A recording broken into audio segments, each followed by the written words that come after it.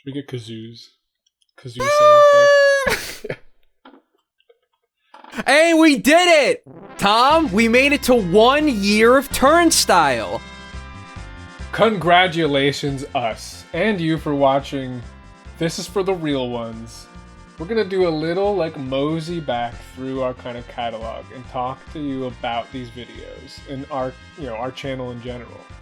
Something we like when other channels do, and we kind of want to, I don't know, right? So we want to build more of a relationship, a rapport with our real ones. All these YouTube guru channels, they tell you how to do this stuff. They always tell you, make the content you want to see. And let me tell you, I like when YouTube channels make these super meta videos. So that's what this is. This is a meta video of us talking about our first year of doing Turnstyle, all 25 videos that we released within the year, and just going through them one by one and talking about them. But before we jump into the actual content we made this year, Tom, what does Turnstyle mean to you?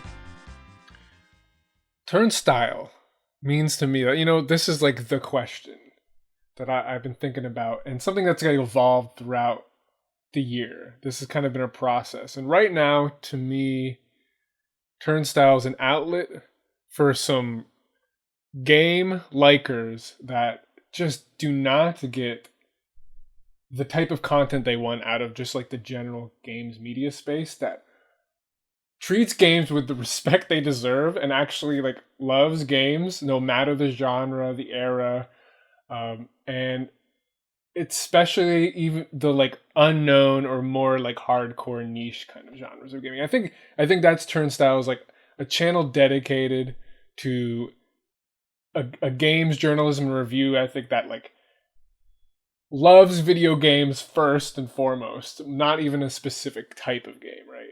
I don't know. Let me turn it back to you, Sid. What do you think Turnstyle is for you? Yeah, it's funny. I feel like we hit on the same major point, which is that I'm with you, is that me personally, again, back to the comment I made beforehand about be the content you want to see on YouTube. As someone who's been a big fan, a really big fan of video games since I was 3-4 years old, and who really loves following the industry and what's going on, I feel like a lot of people who talk about the industry don't do so at a level of detail and depth that I would need in order to get something out of the videos and out of the podcast and out of the content. So what I like about Turnstyle and what I try to bring to our videos is I just try to bring an extra level of depth and extra level of insight, right? Yeah, insight. Perspective. Yeah, and diving into the content. And as we I feel go through our individual videos, you'll see as we talk about how much of these games we played, because I feel that's one of the big differentiators between us and a lot of channels, is that we really sit down and we dig into these fucking games we talk about. And another thing is we're so anti-elitist though, right? And not yes, we talk about games like Returnal and Demon's Souls and all these kind of hardcore games, Yeah. But part of it is we make these videos about them not to boast about that experience, but recognize that these games were made for everybody. If you like video games, you should find something to like in these amazing games, even if they are more difficult, right, or less accessible. We want those people that may have not played a game like this, may have said, that's not my type of game, to then go, wait, maybe this is my type of game because it's a good game. Because our type of game at Turnstyle are good games. Are good games. Yeah. Exactly. And that's kind of what I want to bring to people, is point to them and say, hey, this is good. This is actually worth your time. Kind of like with the fighting game video. Obviously, we'll get to it, but it's an example. It's hey, fighting games are worth your time. They're worth it. They're worth the effort. They're worth learning how they work because they're fun and they're good games. And I hate it when I watch videos from dedicated gaming channels and they see a game like AI the Insomnia Files or whatever, just, any random fucking game. And they just discount it. For whatever reason, they discount it based off genre, they discount it based off art style, they discount it, based on a numerous amount of factors, gameplay, however it works, just off the bat without even giving it a shot or seeing what it's about.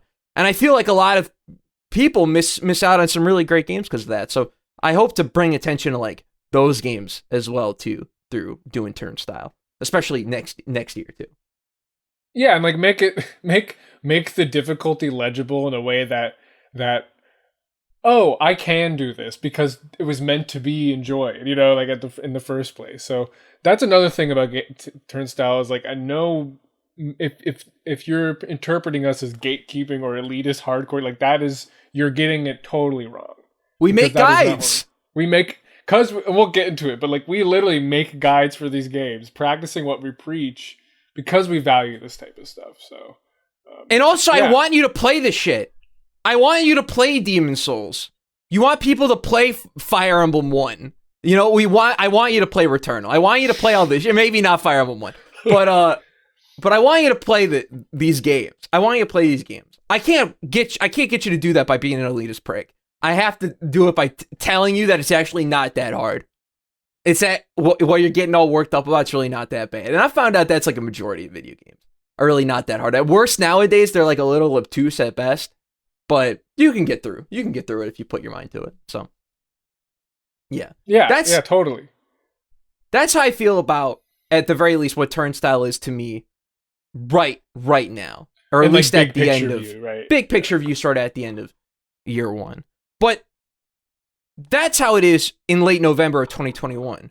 A lot can change in a 12-month period, and then arguably shit has changed 3 to 4 times for our channel in its first year.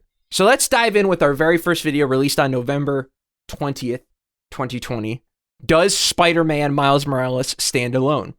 Review, which is our very first review and our very first video. Now, Tom, this is interesting. This is an interesting video in our channel's history because it's one of the few videos where you scripted it and you played the game and you wrote the review, but I edited the video. And it's also one of the videos with like the quickest turnaround from like game release to review coming out as well, right? Like yes, because Miles Morales came out 13th or 12th or something like that. Yeah, the November 12th, I want to say was the something like that. The date. So a week around, I played the game to 100% completion, wrote the review, you edited it, and we uploaded it in a pretty quick succession. Yeah, and it comes from a time period where we were trying to maybe make Turnstyle a lot more like normal, right? Consumer focused, rapid response review of the newest, hottest game on the market, right? Like that's kind of. Would you agree with that? Like that was definitely the starting plan was specifically to pick the initial plan with Turnstyle was we were going to focus on new releases. But we were only going to pick a handful of new, just because the amount of games that come out in a year is like an unfathomable amount of games in just a single year. So let alone you break that down to like a month or a week, multiple games of note typically release, like a lot of the times together close to one another. Because there were a lot of games we played at this time that just never saw videos. Like shout out Sakuna of Rice and Ruin from Xseed Games. I know you played like 25 hours of that game, right? Like 40. Like 40 jeez. Yeah. It's a long game. just some absurd ass shit. And like I think I also played like I know I played like a lot. There was some PS5 game I remember playing when it came out that wasn't Demon's Souls that I remember not doing, like that I might have done something. I might have reviewed. Oh, maybe it was Astrobot. Yeah, I think it was Astro's Playroom or whatever it's called. Yeah, that's a decent game. Oh, yeah. This video I remember it's 8.5 minutes. It's one of our shorter videos.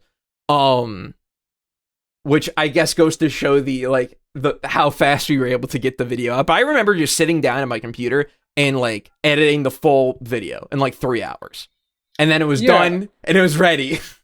I think it's important to like clarify before we get into this. Like both of us have made YouTube channels before and have had relative success. Yeah. And you had actual success. I never had any real YouTube success. Okay, I had an anime channel that it was like 13,000 subs before I kind of stopped using it. Like, but I never really game is my passion, and we've started to make a new channel, but we aren't like noobs going into this. Like Yeah. the Miles Morales is our first video, and so we didn't get review codes or anything because we're a brand new channel. But it's not like we're coming into this with no experience, and so like I'm actually still very happy with the script of my review. I'm still very happy with the writing of this review, and I think it tackles a genre of games, the AAA Sony first party genre that we often like don't cover a lot because we have a lot of problems with them. A lot of critiques I have on Miles are a lot of the critiques I would levy at a lot of those games. So I'm glad we do have a video like this, because a lot of those, type of games play boss fights for you, or, like are way too reliant on story and do not let the gameplay actually, make the don't let the game really speak for itself, or don't let the gameplay enhance the story at all. Like let the player fabulate their own story as they play it, and that's kind of the experience. I think that's another tenet of Turnstyle is story and gameplay can and should and a lot of times are synonymous, and not separate things. And that's something we can talk about with Eternal too. But so I love this script still. It is definitely something I would still listen back to and not cringe at. And for a first video, I think that's impressive, honestly, for a first video. Yeah, for a first video, I think it's pretty. I think it's pretty strong. Now, again, it's not in our wheelhouse of things we normally cover, but I'm kind of glad it's out there. What do you think? What do you think about looking back on this one? Yeah, so thinking back on this video, I think about this video for there's two things I remember about this video. The first was I made the thumbnail for the video in Adobe Premiere, since when I started Turnstyle, I had little Adobe Illustrator experience, enough to get by in college for Adobe Illustrator, in zero Photoshop experience. I didn't know shit. It's to the point where it was easier for me to make a fucking photo in Premiere and take a screenshot of it in Premiere and have that be the thumbnail. Oh. Yeah, it's safe to say this video, title and thumbnail wise, is definitely we're still learning. Absolutely. For the record, we're still learning right now on title and thumbnail. Of course. For the record. We definitely do not have, I do not have that unlocked. By the way, I make all the titles and thumbnails for our content. And also, this is kind of why I'm excited to do this too, is because I feel like this is going to be a great example to be okay, who does what at Turnstyle? Who actually does what? Because I feel like part of what gives us a lot of, what helps us out a lot is that since both of us come from YouTube backgrounds before coming here, we can do everything. We can both write, we can both script, we can both record gameplay, we can both edit. Obviously, we have skill sets. And definitely, I'm definitely a C-class writer. You're definitely A tier. Where I'm definitely higher in the editing realm. So it's nice that we balance each other. It's nice that we balance each other out like that. But yeah, no, this is a good video, nice clean video. I remember when I filmed this, because at the start of the PS5 when it came out, performance mode and quality mode was a big deal. So I remember when I recorded gameplay, because I recorded the gameplay for this since I had the game on PS5 while you reviewed it on PS4. I played about half the game, or half my footage I got in 60 FPS and the other half I got in 30. And I was changing the game during the same hour-long footage chunk. So editing the gameplay in Premiere was a nightmare, just because it had no idea how to handle video that is changing frame rate in the same 60-minute chunk of footage. So editing this video was an absolute nightmare.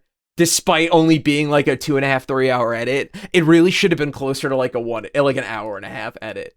But I just it was just so the video was so choppy and displayed so poorly because I was such an idiot with how I got the footage that it was kind of hard to put together. But other than that, no, this is a nice first outing. Yeah, I guess for all these videos we should probably is it worth going back to? And for this one, I'd say yes. I think if you're a real one and you haven't watched this one yet, go back to. I think it holds up. At least, and we'll see this with a couple of other of our early reviews specifically too. This is also, again, as you said, a form of writing that is definitely a lot more concise. 8.5 minutes around on the, and by professional we just mean like sort of on the level of like IGN, GameSpot, like Kotaku. When they drop reviews, they're in the 8 to 10 minute range. And there's not a lot of like jokey personal anecdote. Like it's a very kind of sober script. There's like one joke in the Spider-Man Miles Morales review where I think you talk about swinging and then it just cuts to him like falling flat on his ass, which is like a really great bit in that game. But jumping from the review, we have our very first Mission Complete, which is the Spider-Man Miles Morales review discussion. So Mission Complete was actually your idea, so I'll let you explain that when we started that. Yeah, Mission Complete kind of, again, inspired by something we, make what you want to see. A lot of like, come out with this concise consumer review that's 8 minutes that obviously can't cover everything. And this is a point where you can kind of, the idea of the premise was we would come and meet and we would just kind of at length go about the points in the video that I kind of mentioned, or things that the other person wanted more clarification on. And it was kind of intended for a more elongated discussion of a game we just reviewed, which is a concept I still love. Yeah, this is, of all the ideas we've hit on the channel that have kind of like that we've sort of either abandoned or had to drop for other projects, Mission Complete is one I would really love to go back to and love to work in. Again, inevitably we just kind of like bad for YouTube growth kind of concept, right? Like, view count on all these are like the worst performing. Again, the real ones listen to this, not sure if that everyone else would. So this is definitely something we'd like to bring back one day in the future when we have like a space for it. Yeah, because I definitely love because the idea was, and it's on the thumbnail too. Like it's a spoiler cast. Like Mission Complete's just a spoiler cast for whatever games we were talking about. But the specific point. Yeah, because my review does not have spoilers in it. My review is like supposed to be for somebody trying to buy the game. And for the record, nor does the gameplay. Like I remember when I recorded the gameplay footage, I'm like, I'm only recording the first 2 hours of the game, and I'm not recording any more beyond that because A, I don't want to spoil people, and B, I know it's not going to contain direct spoilers. The review is, so like I only need to get like this amount of footage. And yeah, that worked out. And yeah, I love Spoilercast. I find that a lot of Spoilercast content are like Patreon awards for like a lot of channels I'm a fan of, and it's like, god damn, like I would like to sit down and like listen, because there's value in like extended game talk about just one game. I really love. Yeah, and that's I guess my feeling on this video is it would be worth going back to if you have played Spider-Man Miles Morales. Yes. If you haven't, it might not be as useful or valuable. Yeah. But plus, we're still like, we kind of have known each other for a little while, but almost as long as the extent of this channel's life have we been working together. And so there is like a level of rapport that we're still working. Yeah, not quite there. Yeah, we didn't put in our 10,000 friendship hours yet. So we're still, we're still cruising through that. In Diamond and Pearl yet. No, unfortunately not. But we did grind some viewers and some subs on the next video, which is the third video. AK, let's just be honest, the reason you're all here today. No, I don't want to be. You don't think so? I think there's plenty of people from elsewhere, but yeah, this is the big one, and this was only the third video released. And which is the Demon Souls Ultimate Beginner's Guide, tips you should know. So real quick, we gotta get, before we dive into this video, we gotta give 2 shout outs. We gotta give a massive shout out to Boomstick Gaming for the idea to do guides in the first place.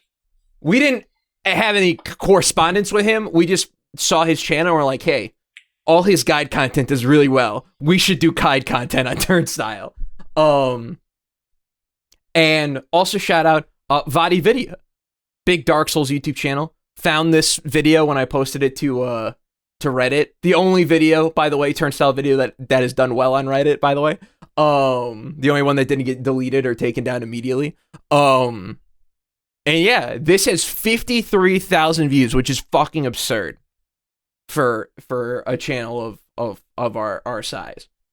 Proof that YouTube will show your video to anyone if it has a good title and thumbnail. Because this is the shit that people search for, Tom. is this kind of guide content, especially for a hard game like Demon Souls. So that was the intent, because I'm a big Souls fan. I've been a big Souls fan since 2016. When I played Dark Souls 1 on my PC and went back and played, that a bunch of times. I love 3, Sekiro, Bloodborne.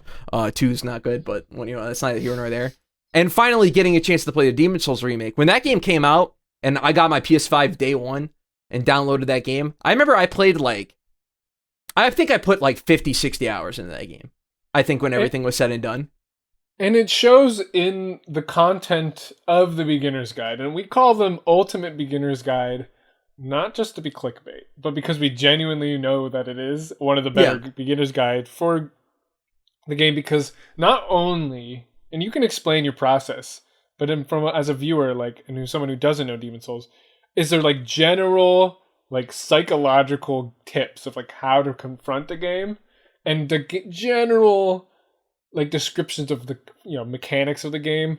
But what I love most about our guides are there's also these really specific ways and tips in which you make the early game less intimidating for a new player. Yeah. Getting and you can, I don't even remember, buy the dragon. There's a thing. Oh yeah. Buy the dragon. Oh yeah. There's a equipment up ring that sits by the dragons in Boletaria Palace. Or where to grind. What's a good early game grinding spot? And things like that where we go broad, but then we also get specific. And also you have all these little silly jokes throughout to keep it entertaining too. So yeah. Was that what you were thinking? Was that when you were making this? Yeah, that was ultimate in your mind? The ultimate guide? Yes, absolutely. Because you're right. Because you're right to bring up the psychological aspects of confronting a game, because that's not something I was necessarily thinking about while I was writing the guide, but that was definitely something I was trying to address, because I feel like, as I said earlier, there's just a lot of games and a lot of genres that people just flat out discount because it just looks too complicated, or they play it for 10 seconds and they can't fucking turn the car right. And they crash into walls every 5 seconds, or whatever the genre, whatever the game, whatever the case may be. People they just get in the mind space that they can't do it, and then it becomes a self-fulfilling prophecy. So I tried to shut that shit out as soon as possible in the Demon Souls guide, and the Returnal guide also does that too. Addresses mentality shifting ideas, and then I try to go broad. I like to discuss gameplay basics, what's important. One of my favorite tips in the Demon Souls review is when I talk about leveling up your character, and I just am here are the stats that you just don't, and it's half the stats. It's half the stats because are erased. Stuff like that eases. I can say it from experience. All your guides are guides of games I'm not good at. Being able to just make the choices smaller.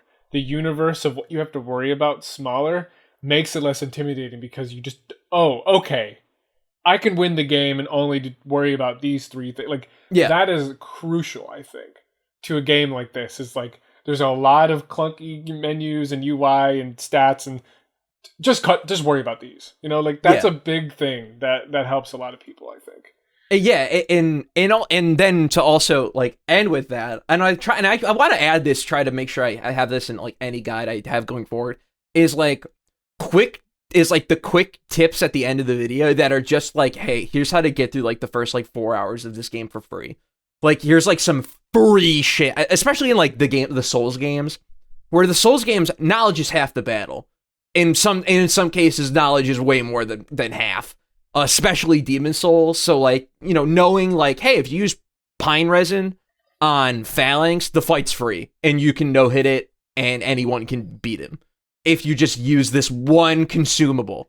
Well, because it's those first 4 hours that is the make or break for somebody beating the game or not, right? Or it's just stopping exactly the first 4 hours. Because, so giving just the free tips, one, makes that easier, right? The boss easier. But 2, gets you past the point where you actually do learn the mechanics and gives you the time you need to learn the mechanics. Yeah. Well. My plan with the guide, specifically with the Demon Souls guide, was let's get people out of Boletaria. Like, that is my goal. My goal is to get you through 1-2 of the game.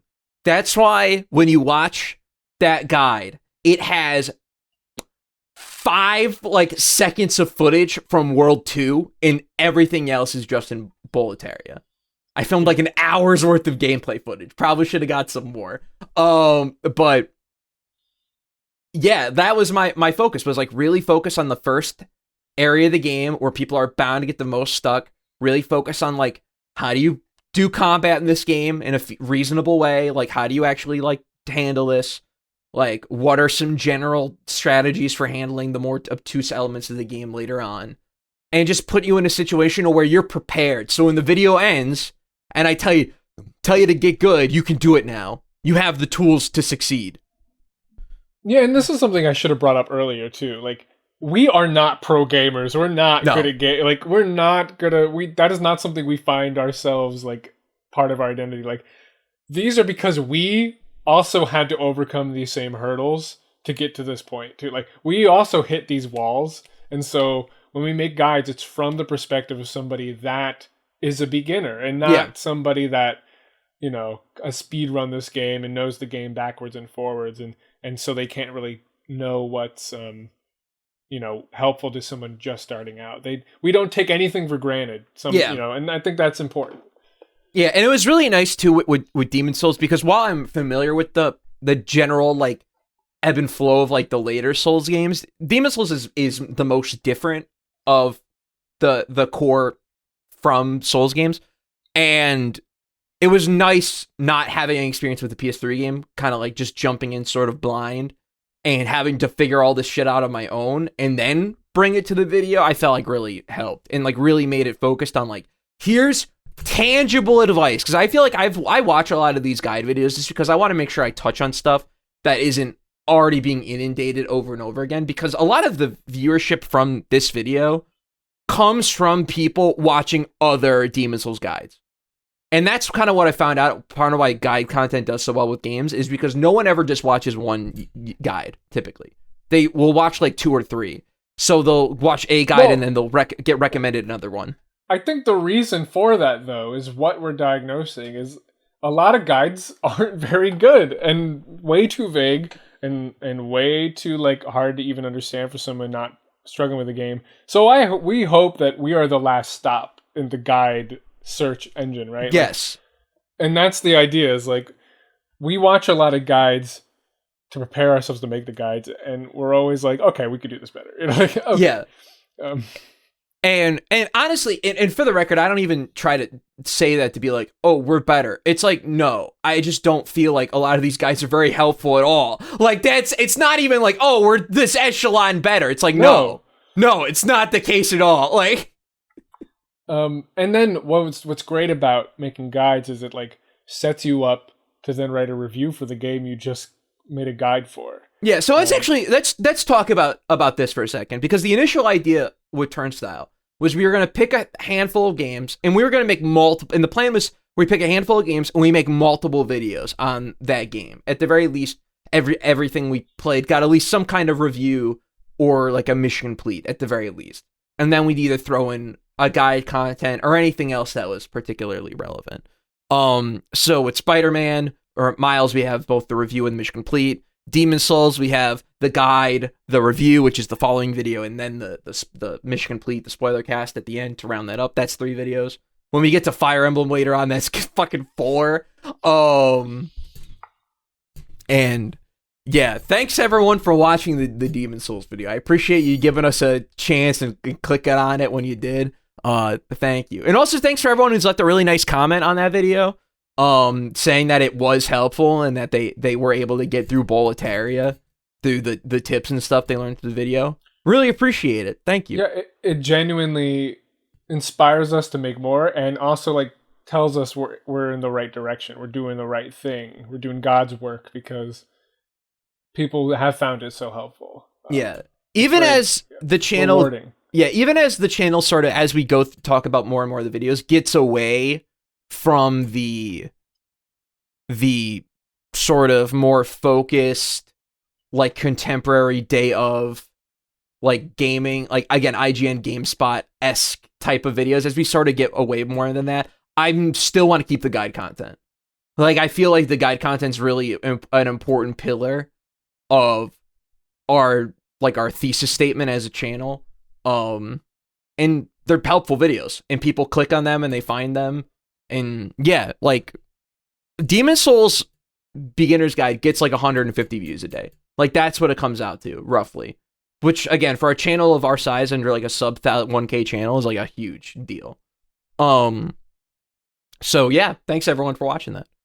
And then we have the Demon Souls remake review, a modern classic reborn. This was my first written review.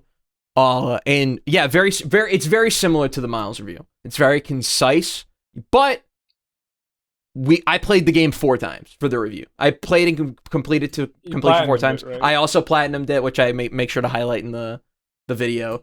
And yeah, I really dove into the game.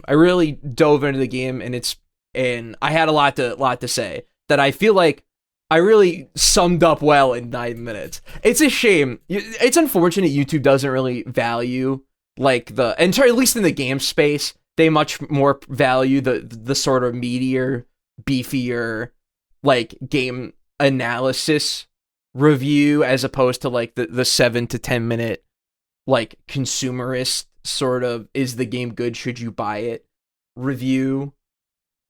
Because like, I'll probably never write a review this concise ever again. Like, I'll never yeah. It's a really good. And by the way, we didn't mention. Definitely go back to the beginner's guide video because it's helpful. Yes, totally worth going back to, as well as this one. I think this is a really strong review. Again, concise, super specific, and I think you gave it like. We haven't talked about this, but you like gave it a 9, right? Yeah, I did give it a 9. Yeah, so and I probably stand by that. I still stand by that today. And like, even a game you love, you were able to like keep it tight, which is hard to do sometimes. Like, that's a skill in itself, right? Yeah, really, just like, and again, like a lot of my like YouTube background when I was in like college and like the end of high school was like writing like short, like 4 to 4.5, 5 minute sort of consumer style reviews. So like, I was taking that sort of experience and putting it into this review, just trying to beef it out like a little bit. But yeah, you'll definitely see my writing get a lot more verbose as time goes on. And as I like learn how to like explain myself and elaborate on stuff, as Tom knows very, very well, as I always send him my scripts and I always, miss points and completely pass over stuff I bring up. But yeah, I don't really have too much to say about the review that we didn't kind of already say in the Miles Morales video. Definitely quite a few people have because this is our most viewed like classic review of like the 4 we did. And it's definitely because many people jumped ship from the beginner's guide to go check out the review, which was nice, and definitely a part of the initial plan of the channel was that, all right, if one video takes off, it sort of brings up all the others for that game. It's a good plan. It's a good plan. It's not a bad idea. I just play too many games. That's the thing, is I play too many games and want to talk about too many games. That with YouTube, when you work on a video, that means you're sacrificing working on other videos. So it's like, you just got to make a decision, right?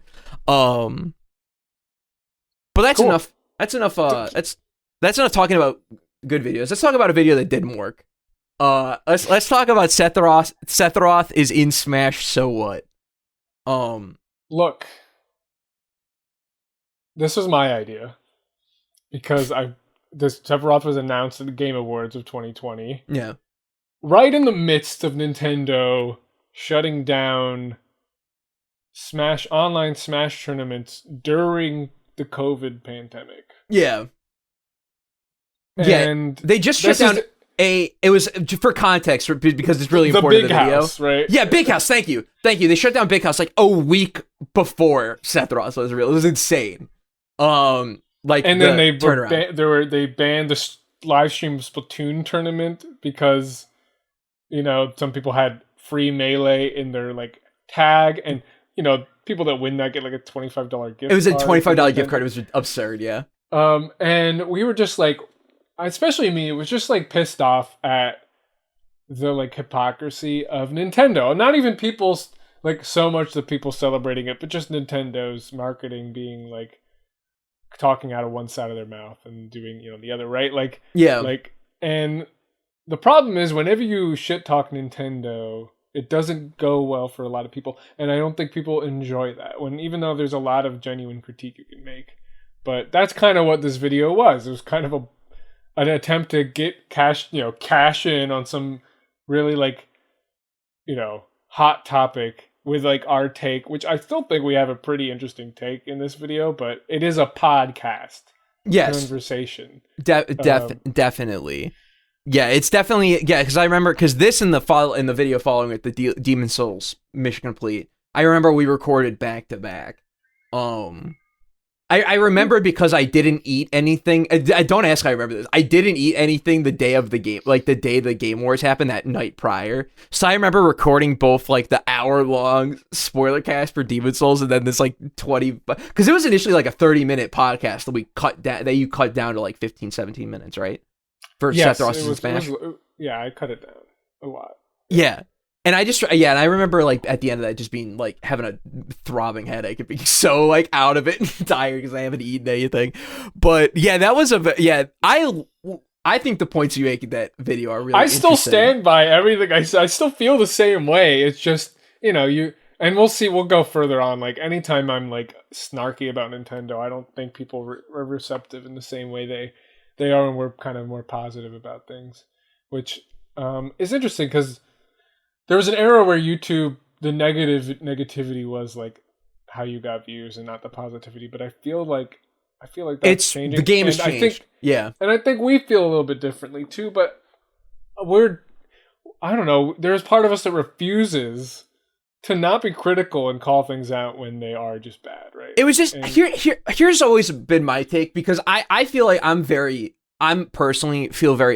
vocal about Nintendo drama and like whenever Nintendo does something shitty, because there's already enough people calling out Activision, calling out EA, calling out Ubisoft, though I still call them out too. Like there's a lot of people already putting in the God's work, but these people do not show up for Nintendo shenanigans, and I hate Nintendo shenanigans. And they're not as bad as those companies, at least as we know of, right? Like yeah.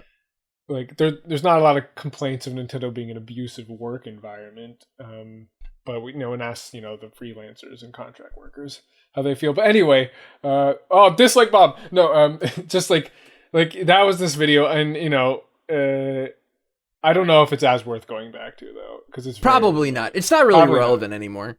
Yeah, definitely. Yeah, that's definitely something I feel like we've tried to get away from the most part. Is like is reactionary the shelf stuff. Yeah, is reactionary stuff, but also more so content that has a hard shelf life on it. Trying to sort of make like less of those, because sometimes it's really smart. We'll get to one later that was a really shrewd idea. But I don't really have anything more to say about Seth Roth in Smash. Demon Souls Mission Complete. I've kind of said everything I need to say about Mission Complete. If you're interested in hearing me monologue about Demon Souls, if the review wasn't enough, and you want a Souls fan to monologue about Demon Souls for 50 of 56 minutes, you can listen to the. No, I just want to reiterate that I think Mission Complete is great for people who played the game, have played the game. Like maybe you literally like you watched our review, and convinced to buy the game. You watched the beginner's guide to then start playing the game, and you've beaten the game. Come back to the Mission Complete. Yeah, I think they're fun for that. Yeah, that's great. I love that. I love that. And a fun discussion, like a really fun discussion. I just remember talking a lot. That's the only thing I remember from the Demon Souls. Yeah. One of us played the game, one of us didn't. Right? Yeah. Following that up is another underrated but really important video in like the first year of our channel, which is the Fire Emblem Shadow Dragon and the Blade of Light Ultimate Beginner's Guide. Tips you should know. Tom, this was your child. Talk to me about the creation of this. Again, this is another new game because Nintendo released. It was new when it was the port was, or the localization. Well, the translation, the first time ever translated, like the localization of this game took 30 years, right? Like, so this was another like us trying to like make new content, right? And I love Fire Emblem, but I never played this one, but I was like, yes, I'm a nerd for this. Again, we love all video games, era, genre, doesn't matter. I was totally willing and open to appreciating this game, even if there's going to be some jank, maybe. And there definitely was. But the beginner's guide, it's a lot like the Sam's one. It goes broad of like, let's say you've played maybe a Fire Emblem, but that's like a modern one. How did you do psychologically confront this game? How are the general mechanics different in one versus maybe like Three Houses, right? Like, how did things happen? Like, no weapon triangle in this one, and only some units can promote, and just things like that. There's a lot of general good advice, but then, as we always prioritize, is when you get later into the video, I almost essentially walk through the first 2 levels of this game and tell you should, give Sheeta Silver Lance, or give Jaden Silver Lance to Sheeta because her weapon level stat's high enough so you can have a buff Sheeta right off the bat. Like, you should definitely remember to recruit this guy using Sheeta to talk to them. Like, I definitely like get into the weeds of specific tips in the first 2 maps to like get people into the flow of the game. Yeah. Obviously, there's things about this game that are just going to be annoying, like the speed and like there's features there for you. And I also, just so you know, we're not elitist. Like I say up front, make use of the save states, make use of the speed up. Like, I'm totally like, yes, that doesn't, especially for a turn-based game, it's not going to ruin your experience. No. But yeah, I think it's also really in-depth. I mean, 15 minutes, and I talk about a lot of the game, like mechanics that aren't even like visible in the menus. Like, there's stats and parts of the battle that the game just doesn't tell you. And like the only way I was literally able to figure it out, Sam, was because in the collector's editions like guidebook, the stats were available in there because there's nowhere else, right? Like, because this game hasn't been localized. So like I was like, look at, weapon weight is in the guidebook and not in the game at all. Like, so things like that, very useful things to get out of this video, I think. Absolutely. And also too, we got to go back for a thumbnail update. This is the worst thumbnail on the entire fucking channel. And I've just been meaning to change it, but it's one of those situations where like the video, because it's a guide, video's successful. Obviously, unlike Demon's Souls, which is still a new game and people are still buying a PS5 for this fucking game, and it gets a consistent 150 views. Fire Emblem NES is not the same. In fact, you can't even buy the game anymore, right? No. But yet it still gets like 5 to like 10 views a day, and that adds up. I would say the review for Fire Emblem 1 is the worst thumbnail in our video, but we'll get there. Oh, that's pretty bad. That's pretty fucking heinous. This podcast should be a reminder to get to those. Yeah, there's been a couple where I've been meaning to change. Yeah, I should definitely change the Fire Emblem. I should definitely change the review. Yeah, I think all the Fire Emblem thumbnails need to be redone. I just didn't know what the fuck I was doing. Yeah. Like, again, if you didn't know, we're learning. We're still learning. We're not experts by any means in YouTube making, but I think nevertheless, the video did well for us. Yeah. Right? Video did super well. Yeah. But all of them. Yeah, definitely. What I found most interesting about this video, the Fire Emblem guide, from like a meta perspective, is that the day this went up, it also propelled the Demon's Souls guide into like the actual algorithm for it to be getting its consistent viewership. Because I don't exactly know what happened, but the day that the Fire Emblem video went up, the Demon's Souls guide just started getting way more traffic on a daily basis. Like, I don't know if it was because we had similar content or content of a similar name that it was like, this channel has more. Yeah. I don't know. I had more fucking fictional points. I don't know the ins and outs of how it works. Everyone only has ideas and theories about how the algorithm works. No one has any concrete proof. I want to make sure that this is known, like, not just hard games are what we're trying to disambiguate for people, but like I know this game's age alone for a lot of people would just be, and I just like we just don't want to view games that way. Just like, a game was made in 1989 and a game was made in 2019. Like they're games and they should be treated on their level. And like I think this guide I never once say like, man, horrible old garbage game, like like this is just a game, and you can see a lot of the like the value of Fire Emblem in the early part. So like one thing I wanted to make sure that was clear is like old game, new game for us. Like this is us doing again preaching, preaching the choir. Talk, walking the walk and walking the walk and doing that. Whatever, right? This is another example. So anyway, that's all I had to say about this one. I like it. I still like it. I talk a little slow in it, though. I can only listen to it like at 1.25 speed. So go back to it at 1.25 speed. No, because, that'll hurt our watch time. Watch it at half speed. Watch it at half speed if you can muster it. If you can do it for us.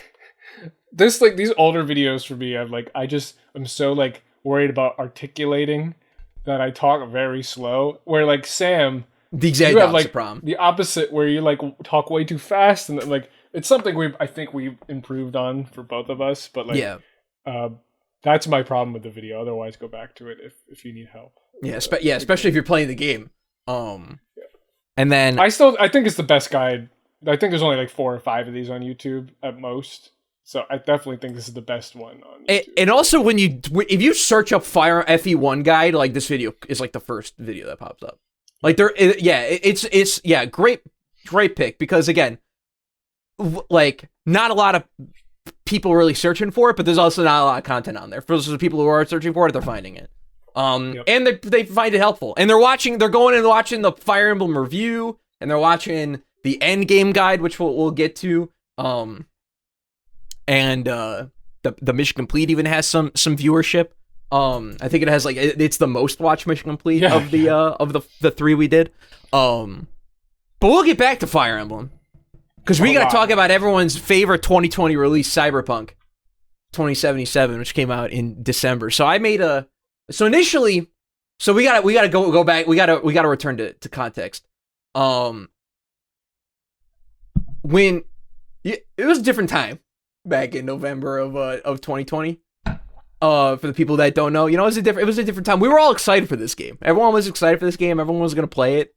And I knew for our new channel, it would be really important and valuable for us to get some Cyberpunk content out because people are going to be searching for it. Well, the game comes out, it sucks balls, and it's like a fine 6 out of 10 game. And I played like 25 hours of it and just couldn't muster playing any more of it. I'm like, I don't want to fucking review this. I don't want to do or I was gonna review it, but I don't think you had played it yet when this video came out. I don't think you had played it fully yet. I played like 16. I think I played like 12, 15 hours of the game. Okay. You hadn't given up on reviewing it. No. You at one point in this video I say a minute and a half, 2 minutes in the video that I'm going to review the game. But I wanted to do a write-up about what happened. Like what happened with Cyberpunk 2077? Because how does like the most anticipated game of the last 5 years come out in such a like hysterically awful state? And to go back and actually do some real research and actually see the writing was on the wall the whole like time. An editorial, right? Like this video is more like an editorial. Yeah, more like an editorial. Like look back at the delays, specifically like what was said. Reports that were coming out of CD Projekt during the last like year of development, and kind of going over like how everyone reacted to the game. I like this video because I'm the most neutral one could be without because sometimes the problem is when you have like when your take is like neutrality, you don't really have any greater point. I feel like I walked the line in this video where like I'm not mean to CDPR, but I don't let them off the hook either. And I just present present the information in a very like neutral way. I'm not very charged. I'm not very like emotionally charged in this. No, I this think video. this video, like the Spider-Man one, we don't talk about these type of games a ton. There's a lot of core Turnstyle ethics in this video, especially at the end where you talk about like just because a name of a company's on a game doesn't mean you should just blind faith. Yeah. You know, think it's good or something like that. Like there are like broader points about the medium and the industry that you make in this video. And unlike the Sephiroth video, it's scripted, you know, and it's edited and it's so like it's like that neutral, sober position where you're not like hot taking all over the place. Yeah, because I want to say the script for this video is like 2,500 words. It's not even that long of a video, or not even that long of a script. But yeah, I deliberately, when I made this video, I was like, I'm going to edit this video in such a way to where the gameplay does not like change that much. Because typically when like I do like a Turnstyle review, I like to have the footage cut a lot. Just for you to look at something diverse and different on the screen.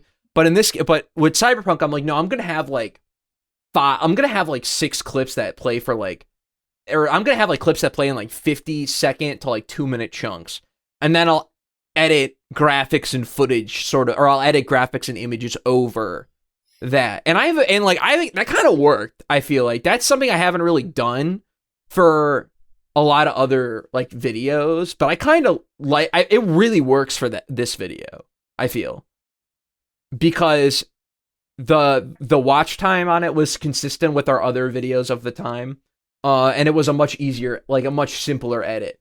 It still took about the same amount of time, but it was just easy to do. It was just, you know, grab headlines and grab images or for whatever I need, throw them on the timeline, add a drop shadow, and maybe add a little motion to like make it a bit more interesting to look at, and you have a video that people will watch. Like, yeah, there is a bit, like, I know there's a bit of timelessness to this video that if you go back to today, you'll still kind of, I think, get a lot out of it in a way that the topic might not, you know, suggest, because it's like about Cyberpunk, up to a game, but like the lead up to this game is interesting. And in my opinion, actually, the lead up to Cyberpunk 2077 has now become historic. Yeah, it is now like an historic moment. So it's cool to have a video. It's like Metroid Prime 4. You can't talk about that game. Obviously, it's not out yet, but like without talking about lead up, this is another game where it's like the lead up is so important. Yeah, so I like this video quite a bit. And then back to guide content. I want to say about thumbnail, it's a nice yellow in the midst of like no yellow. Like it's a really nice color gradient as the channel. It really stands out on our channel page, right? Because it's also like the 8th video we made, so it's smack in the middle of the 5x3 grid or whatever. Great. Yeah, I like this thumbnail a lot. It's got it's got the Keanu Reeves on it. It's got the Cyberpunk yellow. Fuck it, it's great. Then we have the Fire Emblem Shadow Dragon in the Blade of Light endgame guide. Yeah, this is funny. We were saying before, our beginner guides are for like making the first bit of the game free. Yeah, but I knew when I played this game, and I played it twice for all this, that like you can just get locked out of the end game if you're not taking what the game gives you. Yeah, and it's often a little cryptic when the game gives you what it gives you. You can get to the end of this game and not be able to win.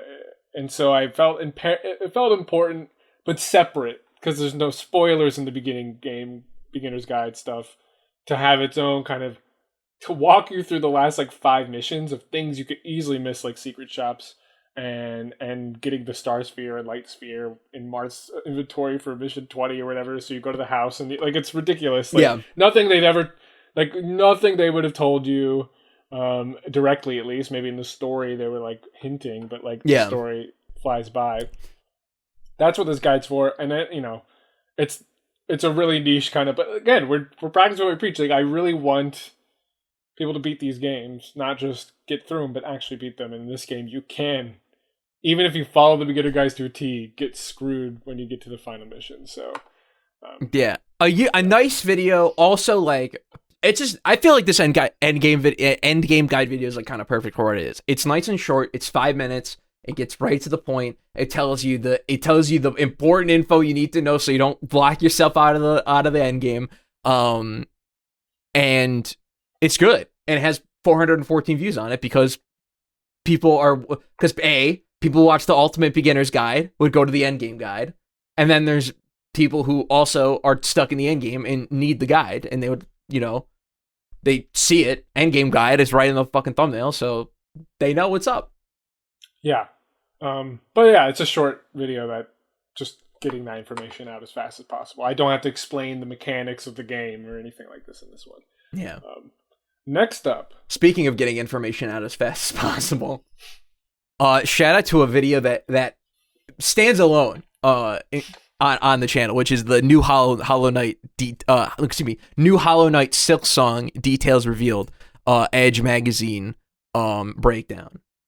This was a genius idea. This video cost me $5 because I bought the Edge magazine Hollow Knight issue, and I don't know, by the shirt I'm wearing, yeah, Hollow Knight's like one of my favorite games ever, and so I am like dummy thick excited for Silksong. And there was this whole this was more news than we ever could have imagined about this game. Yeah. And so I was like gonna read it, and I was excited, and I wanted to talk about it and think about it. And I'm like, I could just and I wrote a video. It is written very hastily, talking about kind of what's in there for people that don't want to spend the $5, right? Like, yeah, that's the conceit. And I think it's, if you're curious, because the game's still not out, I think there's some value in watching this because the game's not out, and if you haven't read it, that issue, well, then you might get $5 worth out of this video, right? Oh, he died. So yeah, what did you think, Sam, about this video? I apologize for all right? the. I was just like, hey, I'm uploading a video. Yeah, apologize for all the jump cuts, by the way, for people watching this. Discord's being a little bitch today. Yeah, no, this video was really funny because I remember the breakdown came out, or like I remember the magazine, I think it dropped on like a Sunday, like the cover came out for it. And you're like, dude, there's like so much Silksong content in this magazine. No one's really covering it. I'm going to do a video breakdown of it. I'm like, yeah, sure, do it. And then you got it done in like 2 hours. Like you just made the video in like 2 hours. And I'm like, oh, okay, cool. Hold on. Let me make a thumbnail for it. And I made like probably a top, like no joke, like a top 5 thumbnail for Turnstyle. I like the Cyberpunk. It's just a nice color red in there. Yeah. Nice color, big face. It's got some energy to it. It just tells you everything you need to know about the video. I don't know what's happening, Sam. I don't know what's happening. Is it because I'm on my laptop? It's because I had to. It might be that. I have no idea. Who knows? What the fuck is he talking about? Yeah, love the thumbnail. Love the and the video is great. But what's also funny about this video is, in the context of the channel, is how well it did when it came out. The video was it currently is sitting at like 366 views, which is pretty good for us. As is. But when the video came out, it got like, I want to say like 278 views in the first 48 hours. And then it dropped immediately. It was like, oh, we found the Silksong fans. They found this video and they came to it. They were swarming to it because they needed to know the deets. And I needed to know. I needed to know too. So it's a perfect example for like people who actually want to like use this video as like, oh, I can actually like use the mistakes and stuff that we learned to apply to, your own channel. If you are doing like news focused gaming content, one of the best things you could do is like find these like magazine breakdowns and like just bring them to video. Like, honestly, it's like, well, because dude, Game Informer every month has like a cover story on like a major game that's like a 14-20 page thing. that like no one's fucking reading. I'm gonna just turn it into a video. There's my little piece of advice for you. There's still value of reading the issue. There's a lot of of course. I mean, you only talk about like it's only a 7-minute video, and you just type on the stuff that you thought was hype. Yeah. So there's still a lot of, and I think we even like linked to the article too in the video. Yeah, I appreciate the hard work that went into the issue. I'm just really excited about this game still. I mean, it's like it's definitely a pariah for me though. Like I don't believe it's real until it will be, right? This video got like 100. Yeah, it looks like a little like 115 views on its first day. Which again, for when the video came out in like December, and yeah, it was like what, December, January, right? It was very close after all these other videos I was making. It was just like slotted in real quick. Yeah, we just uploaded January 1st, start of the new year. That should be a tradition for us, putting up a New Year's video. That would be fun. That would be fun. I would definitely love to continue that. I always like have an attachment to like channels I watch like during the holidays that are still making videos. I don't know, there's something special about it. Yeah, I like that too. Yeah, I have like vivid memories of like being on holiday break and stuff from where I'm like junior high and high school and like watching like all of like a Chugga Conroy Let's Play or something. I have like very like fond memories of that. After Silksong though, we jumped to 21 most anticipated upcoming games of 2021, which was the start of the year video. I don't want to dive too deep into this because spoilers, this video is getting its own separate response video. And I hope to continue, by the way, doing in 2022, first look at 2022 most anticipated games, and then 2023 and so on. And then hopefully in like 20 years it gets absurd.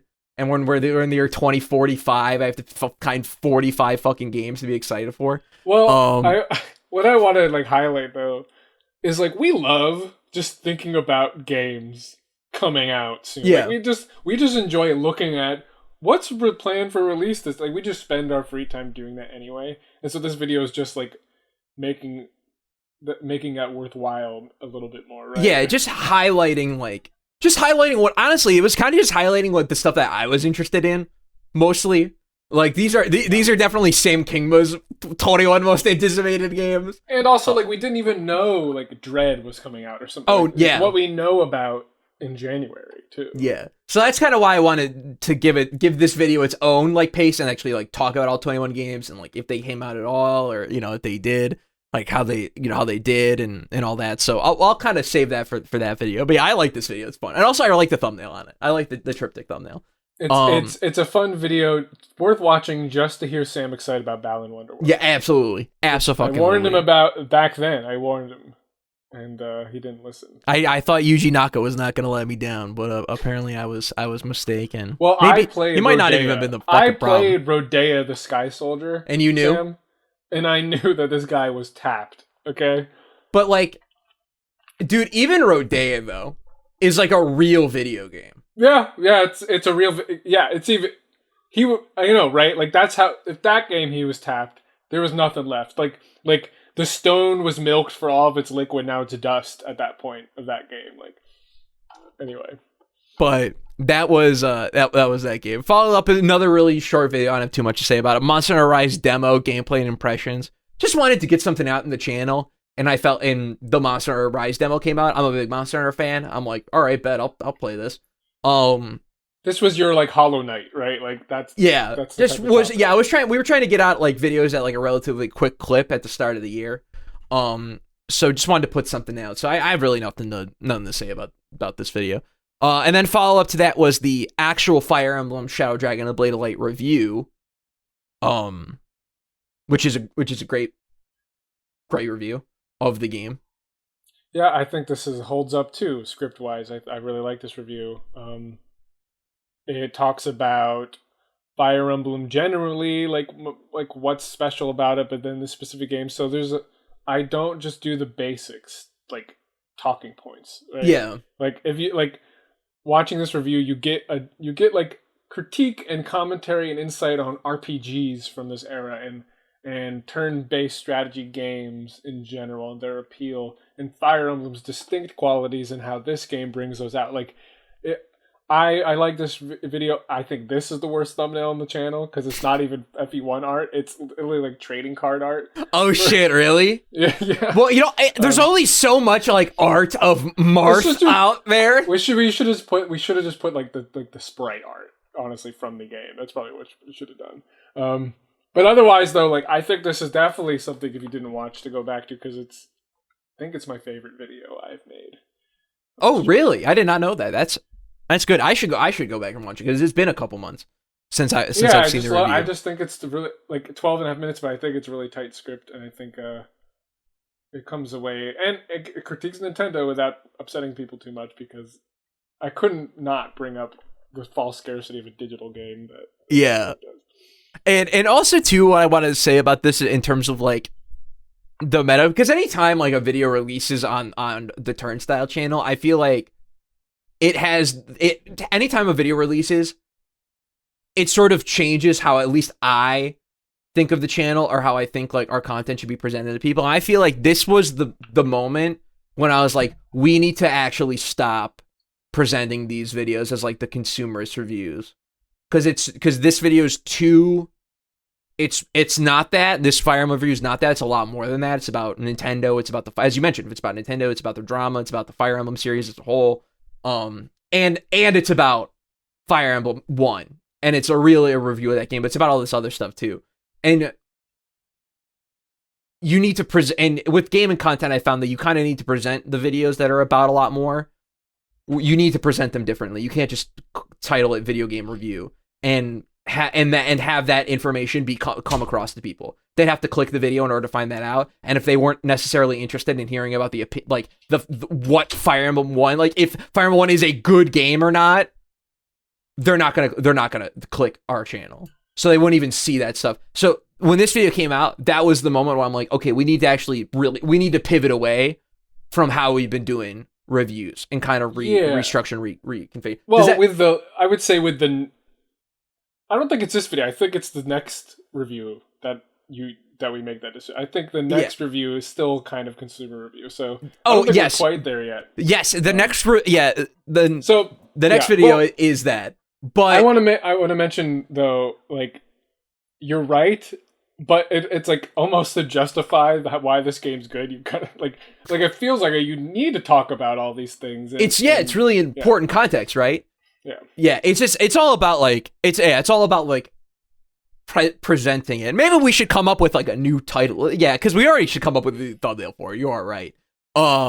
Maybe we can come up with like a new title for this video too. Might be I don't know. I wrote it like the review, and then again, like I wrote it, consumer review, very like not jokey, kind of just try to keep very flat about the game and about the context.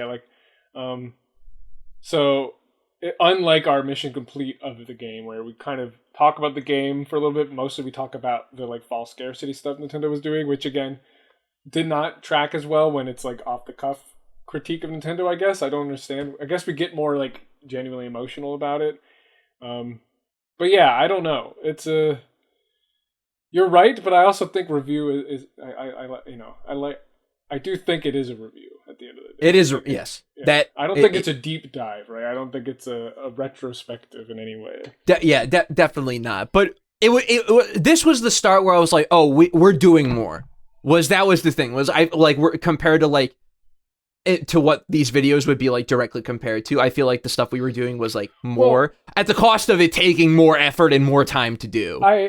For example, and this is a track record for us, I played through this game twice over for the review. Like, I played through this 40-hour NES RPG twice, like, just like, you played Demon's Souls 4 times for your review. Like, we take our time with these games, so they don't even come out that timely, because, like, I really played this game a lot. Like, me and FE1 are now, like, very familiar with each other. Yeah, and I like that about the stuff we make. I like putting in a lot of time into like the games and stuff we play, for review and critique and stuff. And then sort of leading into that, then like a day or two after the review drop, we have the Fire Emblem 1 Mission Complete come out, which is about, and which is titled, by the way, Fire Emblem 1 and Nintendo Anniversary Drama, which is why this video has like 20 more views compared to all the other, like 20, 30 more views compared to all the other Mission Complete, just because it includes Nintendo Anniversary, like Nintendo drama in the title.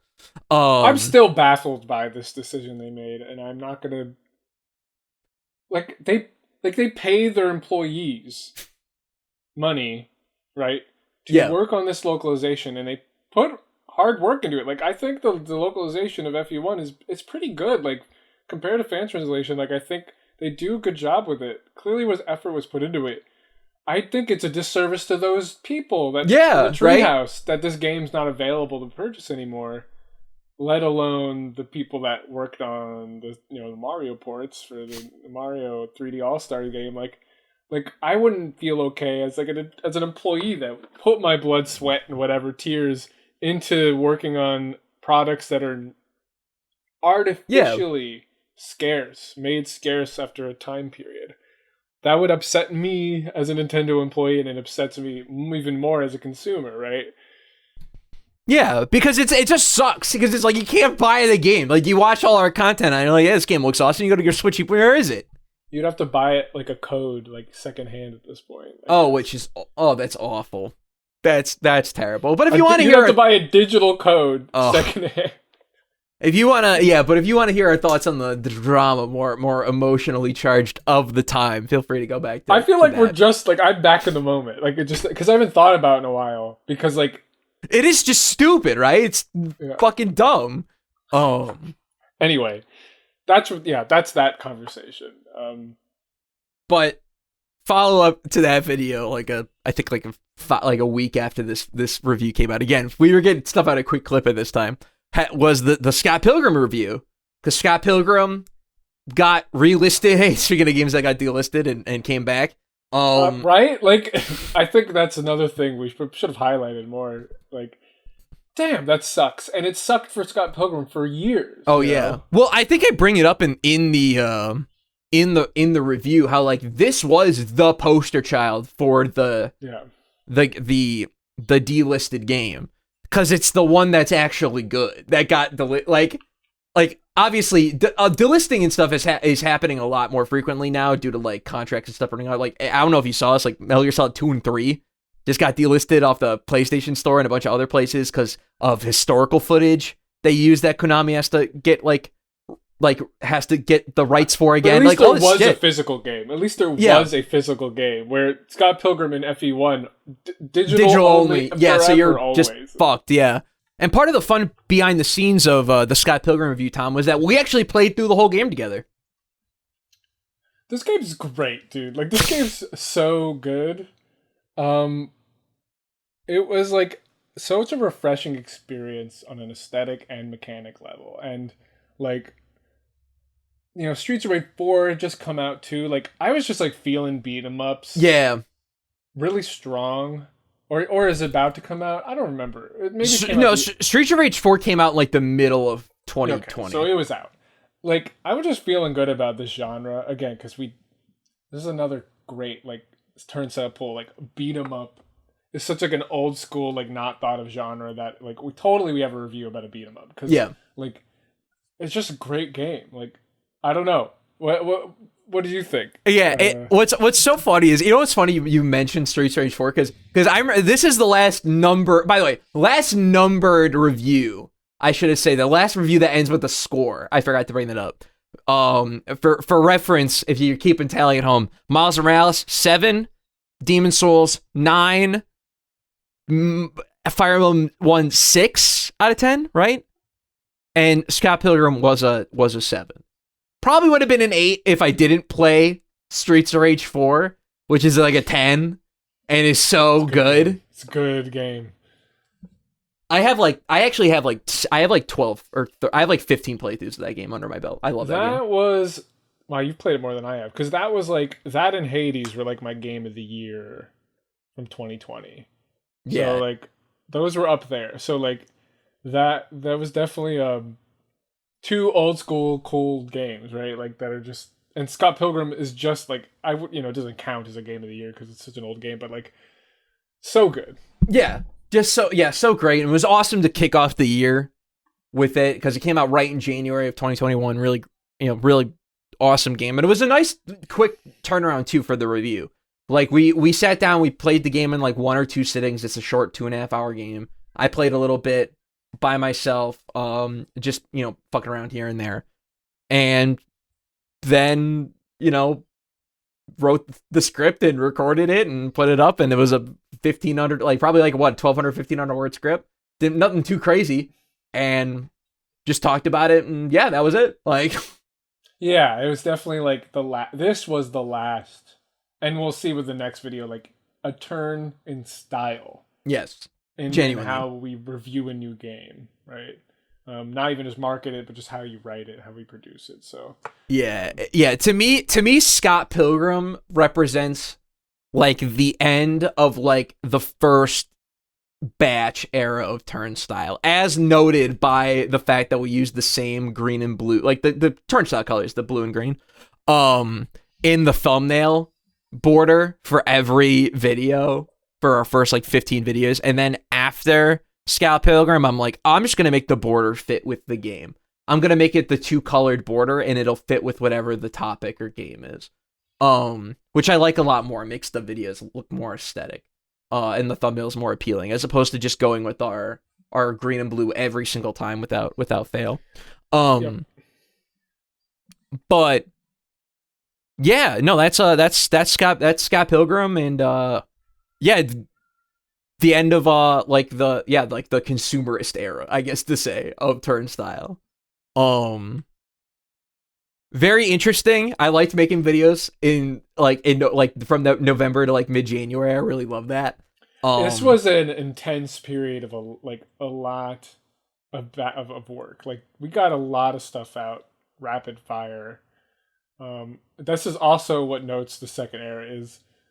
The content becomes more infrequent, especially on my end, because we spend a lot more time with the videos, and also we spend a lot more time choosing what to cover, maybe even to our detriment. But like that is also like, in the second era of Turnstyle, we would never even made the Scott Pilgrim review, if that makes sense. Right? Probably not. Yeah, probably not. We probably actually wouldn't have made like half this stuff. But I'm glad we made it. I'm glad we made it because it was like we got to see if it was a good fit for us, and then we were able to sort of transition from there. Because if we just jumped into making the kind of content we were starting with, like Cyber Shadow, which we'll talk about in a second, like we probably wouldn't have done the guide content. Like we probably wouldn't have sort of came to that conclusion. Or other forms, or even Mission Complete, which we don't obviously do a Mission Complete, but we've tried to incorporate us together in more videos, which we'll see too, which I also like. Much later though. That's much later. Yep. But in February, we get the Cyber Shadow review, which is titled Cyber Shadow: A Cut Above the Rest. This was my first attempt at trying to make like a more edited, more thoughtful review and sort of position it as like kind of almost like a video essay criticism, it's like an analysis, right? Yeah, where we've left like IGN to like, I don't know, Game Maker's Toolkit. Yeah, like more right? Yeah, like more YouTuber centric gaming content. Like we're leaving sort of the realm of like the game journalist like sphere of like content creation, and instead moving over to like the video essay space, or like video essay, or like just video gaming channel like style reviews where they're a bit more entertaining, they're a bit more long form, there's a lot more editing going on. That's kind of what I wanted to capture with the Cyber Shadow review, and I really like this video. It's a great video. I think the writing is clean. I say everything I need to say about the game. I also put like this game's great, by the way. I ended up getting I played it on Game Pass, so I got 1,000 gamer score, but I did get the platinum eventually in this game. I ended up doing it after I beat the game. Just such a great platformer, such a great classic pixel art platformer. It looks great, sounds great, really just fun to play. The advanced mechanics get introduced in the game way too late, so it's not as fun to like replay over and over again. Whereas a game like Streets of Rage, where you have the toolkit is just the toolkit, and you just have it. So you just start stage 1, and it's as fun as stage 12. Where like Cyber Shadow, you're like, you start like Mega Man, right? Or Mega Man with like a melee weapon, right? Like Ryu from Ninja Gaiden. Like you can jump and once, and you can walk, and you can swing your sword, and that's it. But by the end of the game, you're kitted out with a dash. You can do like this horizontal like beam through enemies, attack. You double jump, all this crazy shit that just makes the platforming way more fun. But you can watch my review to actually hear my thoughts on the game.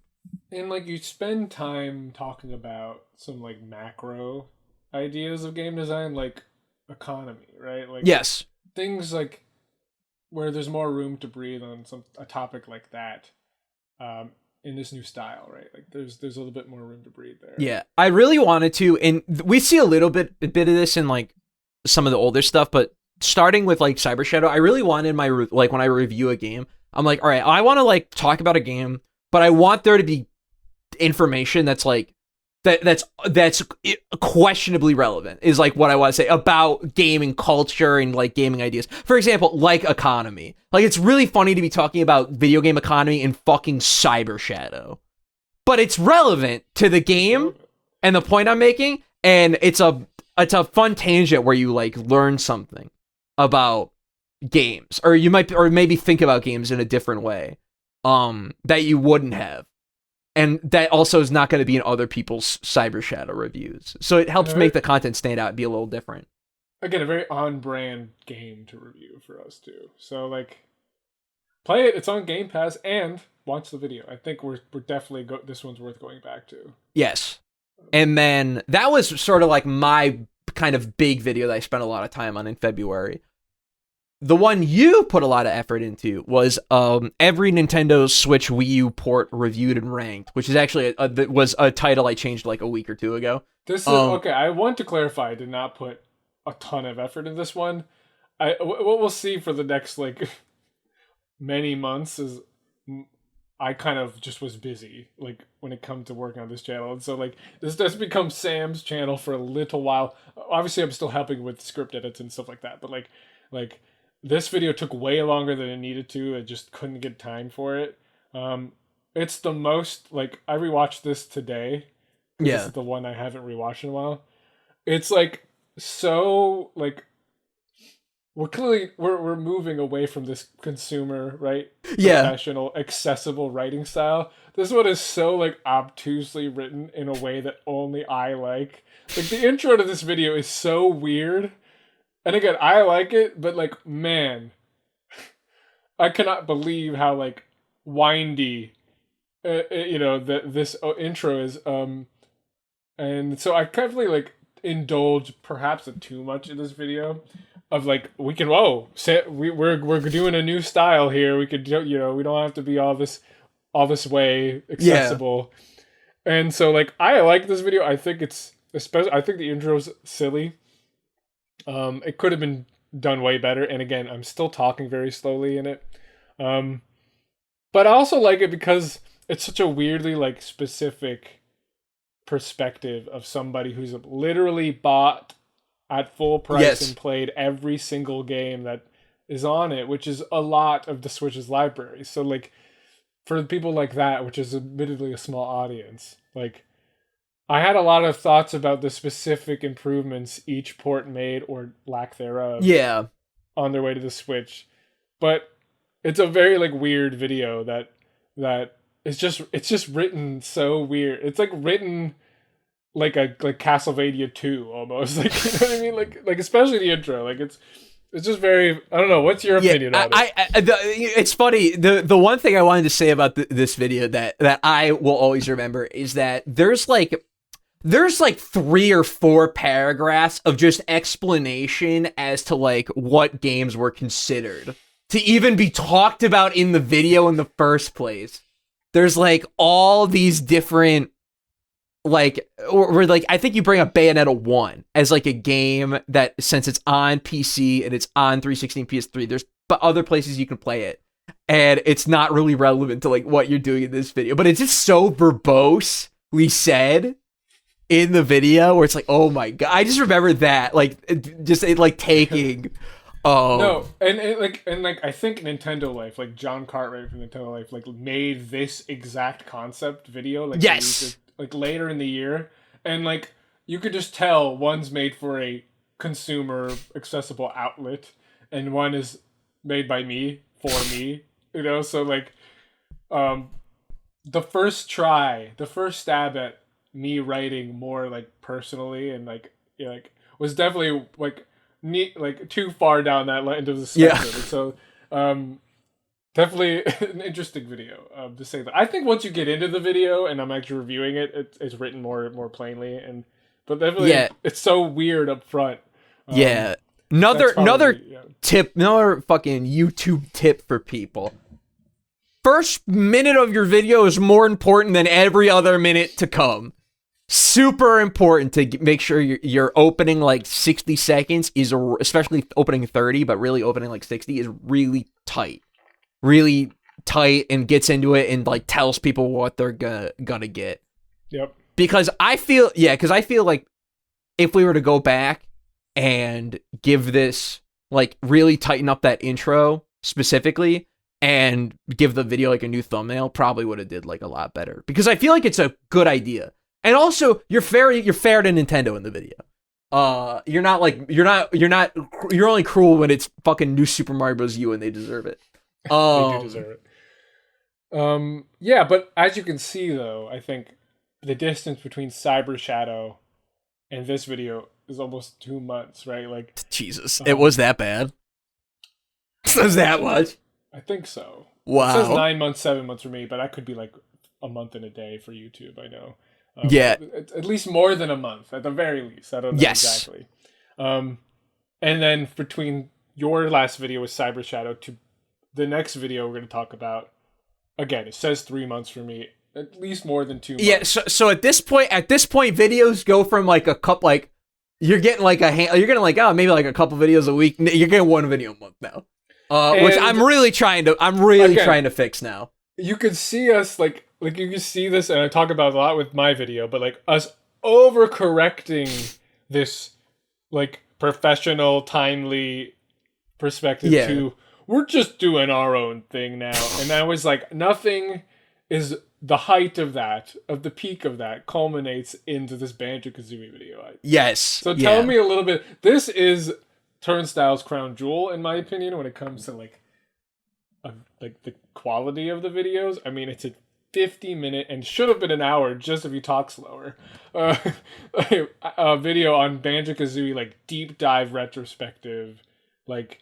Yeah. One of the best Banjo-Kazooie videos on this platform, which is like ridiculous, and that's just my opinion, right? Which is ridiculous because it's Banjo freaking Kazooie. Everyone's made a video on it. So, tell me, like, I still don't know why you decided to make such an intense like effort into a Banjo video. That's a great question, Tom. To be quite honest, I don't know either. Well, here, so a little background, I guess, for this video in particular. It came out in like April 17th. In the midst of March, I bought a JTagged 360, which, if you don't know, is like a fucking modded hacked 360, simply because I wanted to make some content about original Xbox and 360 games, and a lot of the stuff is not on PC. So, and emulation's a little suspect still. So I was like, fuck it, I'll pay $200 and get a JTAG 360. So when I got it and was messing around with it and, you know, installing a bunch of games, well, obviously the HD ports of Banjo-Kazooie and Tooie I throw on there. And I just booted up Banjo-Kazooie one day just to play some of it.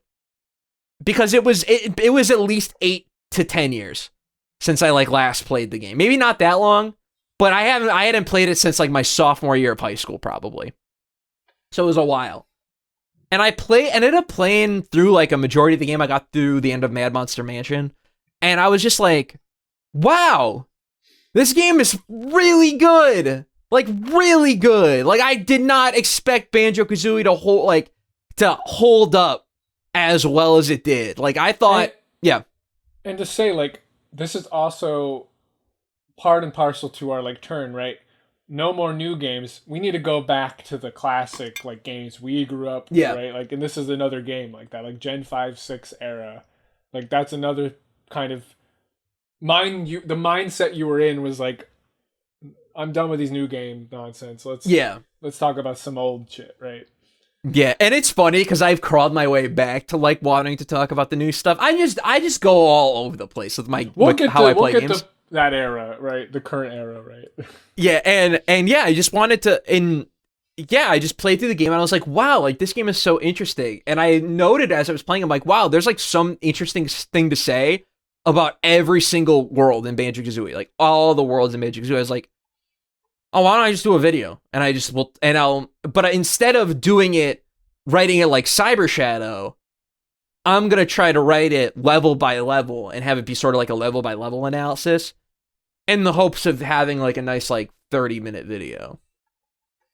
And it was 30 minutes at first in your first draft, right? Like yeah. It was definitely a much shorter video.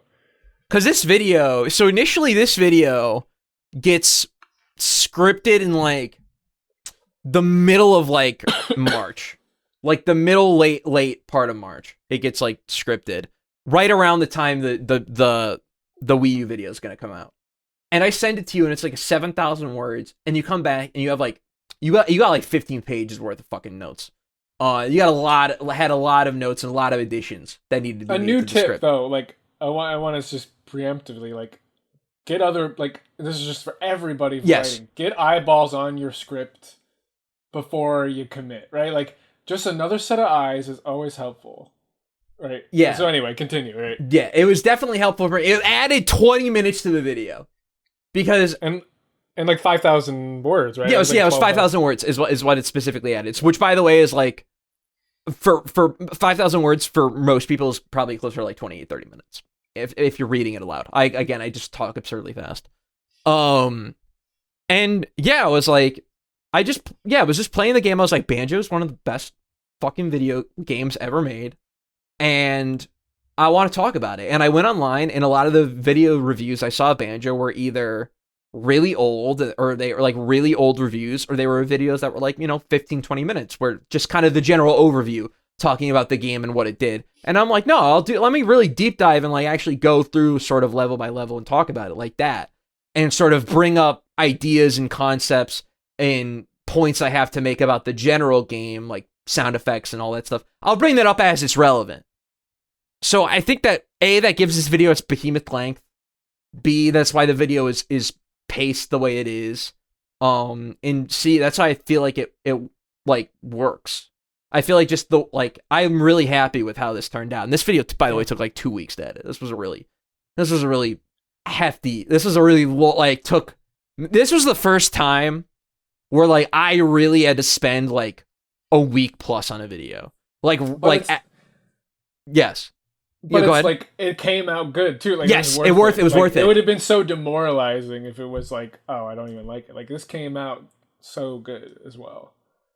And what's also interesting too about like this video is because as far as view count goes, it's at right now, as of the time of filming this, it's at 2,700 something. 2,731 is what it's at.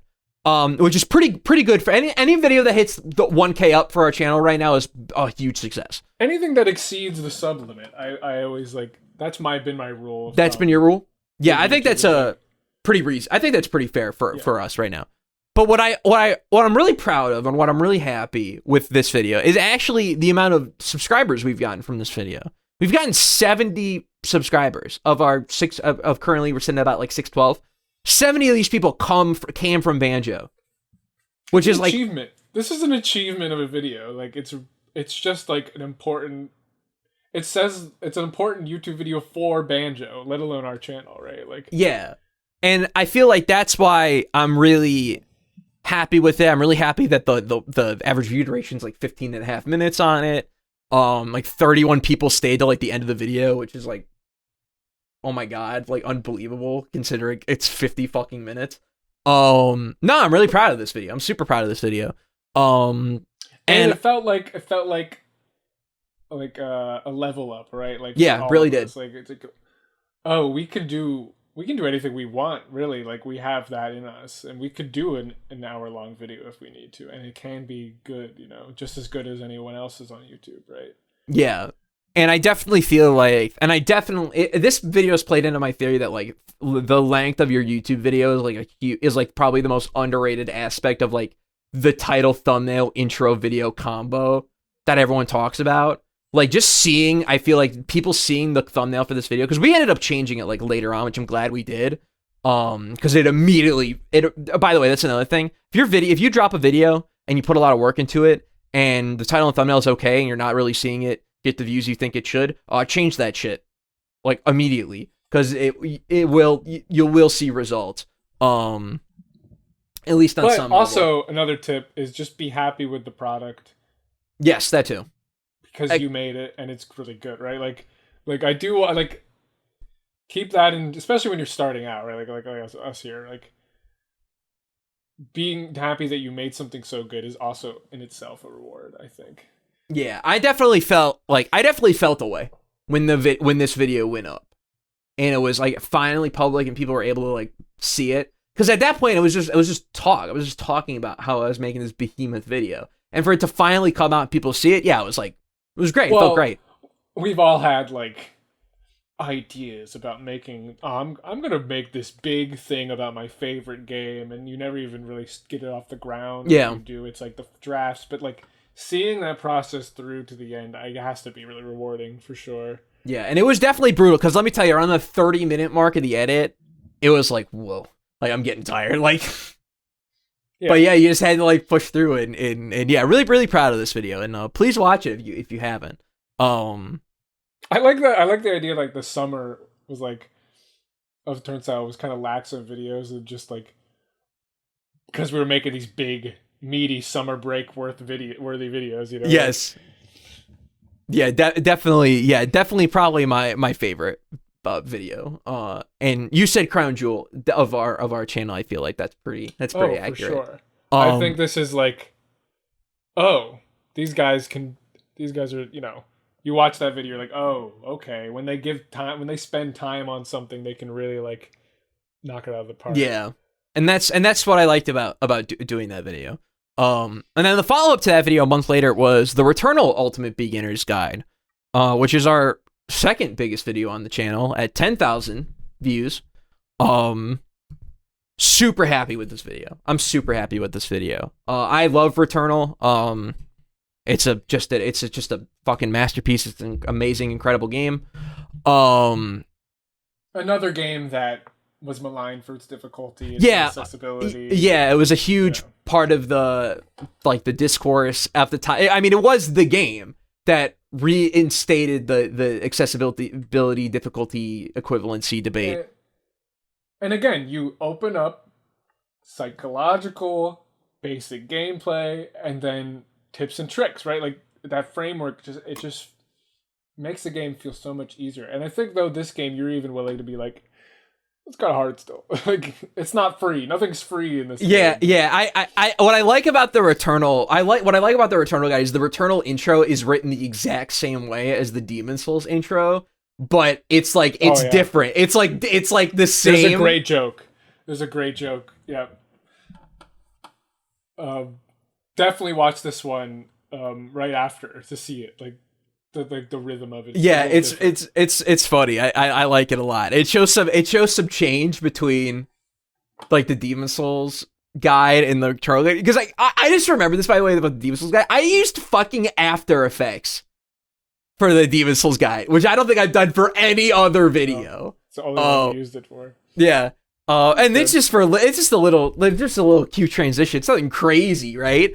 But just like, I don't know, it was just funny, and like putting this video together was really fun. Like I remember I got off work and just wrote the whole script. It was one of the few times where I just had everything I needed to say like in my head, and I was just able to get it all out on paper. And again, it's another tenet guide for us that like totally on brand, right? It's Yeah, Demon difficult Souls, game. Returnal, yeah. Yeah, hard, like, tough game, like thoughtful guide with actionable advice that you can actually apply to your game. Not like telling you that like you can spend ether at reconstructors. It's like, no, you know that. You can do that. You need to be careful when confronting this enemy. It's like be yeah. careful. What does that mean? It's like, yeah, you can. It's like, yeah, you can do that. It's like that's the difference. I feel like most Returnal guides will tell you that you can spend ethers at reconstructor. You can what you can use ether for. My guide tells you what the rank of worth everything is.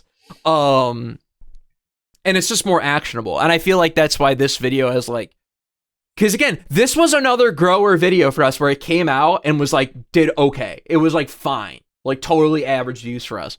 But time went on and it just got picked up in the algorithm. Because again, Returnal, PS5 exclusive, people are continuing to buy PS5s, people are continuing to pick up this game. It's hard as fuck. They need a guide. They go search, Returnal Beginner's Guide. And ours is one that people are watching. It's arguable that the best two games on PS5 are Demon Souls and Returnal, and so people that normally wouldn't buy this game or exclusive bought it. Games, Absolutely true. Like both games are like, okay, well, these got the best reviews. Everyone loves these games. I normally don't play a game like this, but there is no Last of Us 3, there is no, thing like that for me. But I want to play the best game. I think that's what's happening a lot with these two, right? You're 100% right with these two games. And that's why I'm really excited to like, because you bet your fucking ass Elden Ring is getting a beginner's guide. I feel good saying that in this video. It's absolutely happening. Yeah, a lot of people, and that game seems to be like trying to get new people in as well. It's absolutely going to be a lot of people's first Souls game, just because it's the most like. I mean, yeah, it is like probably right now the most anticipated like game release of next year, probably. With a date, especially with a date. Yeah. Definitely. Speaking with the date of game release announcements, right? Future games. Yes. The next video, we tried to do a live reaction. Yes. And we did. What did you think of this? Because I edited this video. What was your opinion on it? I love the thumbnail, by the way. Thank you. I like how the thumbnail panned out too. This video is really interesting. By the way, I want just real quick to shout out to the real ones who like watched like this video. There was a point in time where like the average view duration on this video was like 19 minutes. It was absurd because only real ones watch it. Yeah, real ones watch it, but they watched the whole thing. So like, thank you. And yeah, this was fun. Like this was a fun video to do. And there's a couple of good funny moments in it. It wasn't a super thrilling direct.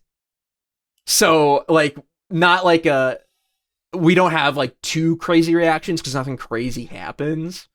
Yeah, I'd like definitely to do it again though one day. I would like to do it again as well. Definitely interesting. I feel bad. I'm the type of person who's like really not a good fit for like the reaction to press conference stuff, because when I watch these video game press conferences, I'm a fucking dweeb ass nerd who likes to sit in his fucking dark room and with nothing else on and just watch it with my fucking my fingers together and my hands crossed, just really focus in. But pretty fun. Pretty fun to do. And you got a joke out of it for a future video. And yes. I think that like diary level of like just cataloging our reaction is useful just for the oeuvre of our channel, right? Like of the dialogue we're setting up there.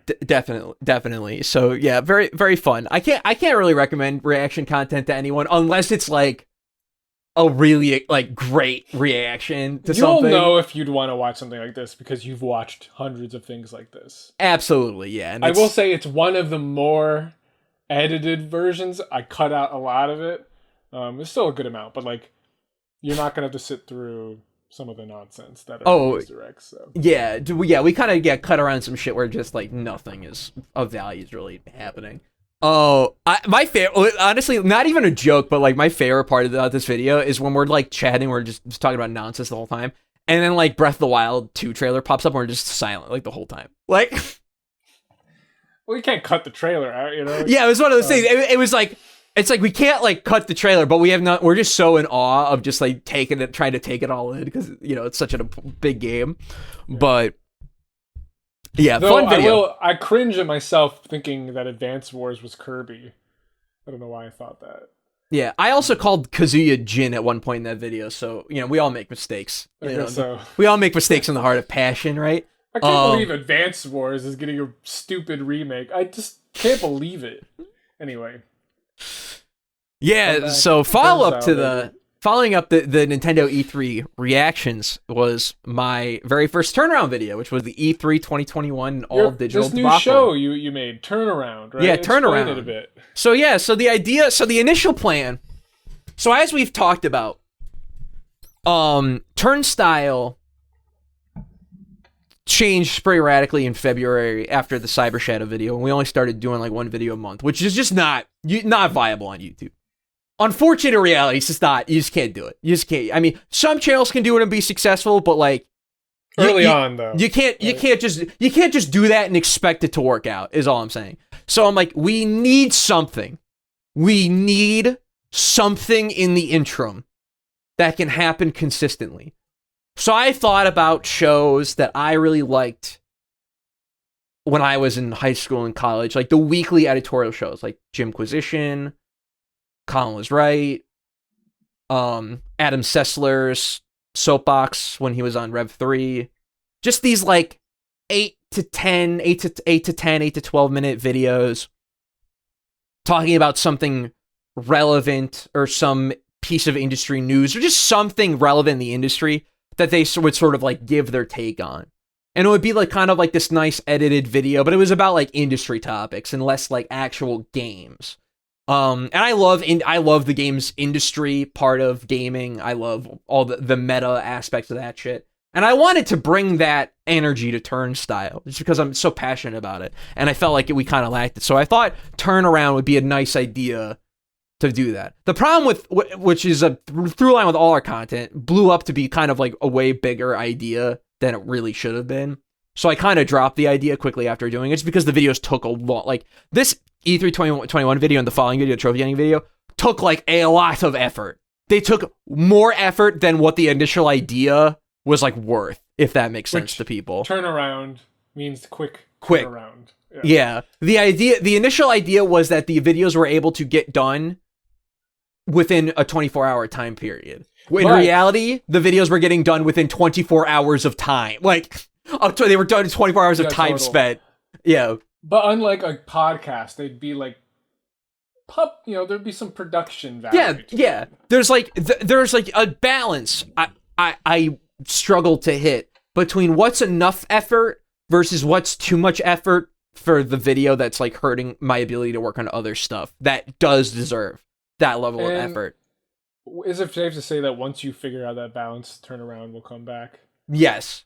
Okay. Yeah, I'd like to bring it back in a consistent way. I might bring it back in just like the Turnaround name is just not there, and it's just like smaller, like the 10 to 12 minute videos about industry topics. It's like there's some channels that do that with some great success. Shout out Racefic, who I'm a big fan of. He has a couple of videos that are like again 8 to 10 minute industry style videos about like multiplayer population or whatever, versus like standing next to these hour-long behemoth videos of like Alpha Protocol and like big reviews of games. So you can definitely make it work on channels and have success. And I like those kinds of topics. I'm interested in them. And I don't feel like a lot of YouTubers like really cover a lot of that like industry stuff, or at least not anymore. I feel like a lot of those like weekly shows sort of died out. So I don't think it'll come back in like a weekly format. But my goal for 2022 Turnstyle is like more consistent videos. Is just getting out more videos consistently. And having like a nice like track of stuff to where every like, I don't know, 8 to 10 days, like you get something cool. And then the follow-up to that video was the trophy hunting video. The metagame of video games. This was another, like, again, just topic that I was just interested in talking about. It was industry related. It was something I could do right and quick, but the script took a couple days to write. Like, I still wanted you to look at it. Like, I had to snag like at least like 20, like I just snagged like 40 different clips online, which was, that's like takes up time to like find what you're looking for, download it, fucking bring it in, cut the clip down. It just sucked.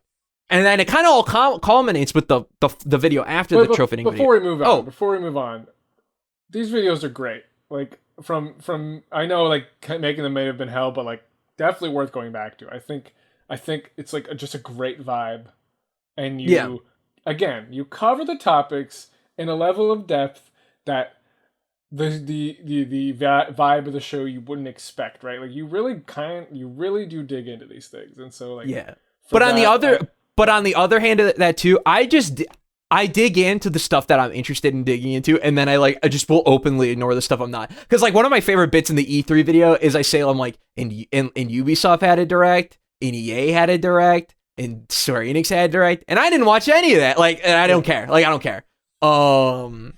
You can go elsewhere for that like content for what you want to find out what happened at Square Enix or whatever. But sort of what changed was the third turnaround video was going to be... It was the nail in the coffin when it comes to taking too long. The nail in the coffin for taking way too fucking long was how to be good enough at fighting games, which is another title that like recently changed like a week ago. Because initially it was going to like this was going to be a turnaround video called like how to be like this is like how to enjoy fighting games or like how to be pretty decent at fighting games, something along the lines of that. And the idea was it was going to be a 10-minute video of me talking in general about fighting games and just like, hey, don't sleep on this genre. It's really great. These are awesome games. Here's some tips to help you get started. So it was like part guide video, part turnaround.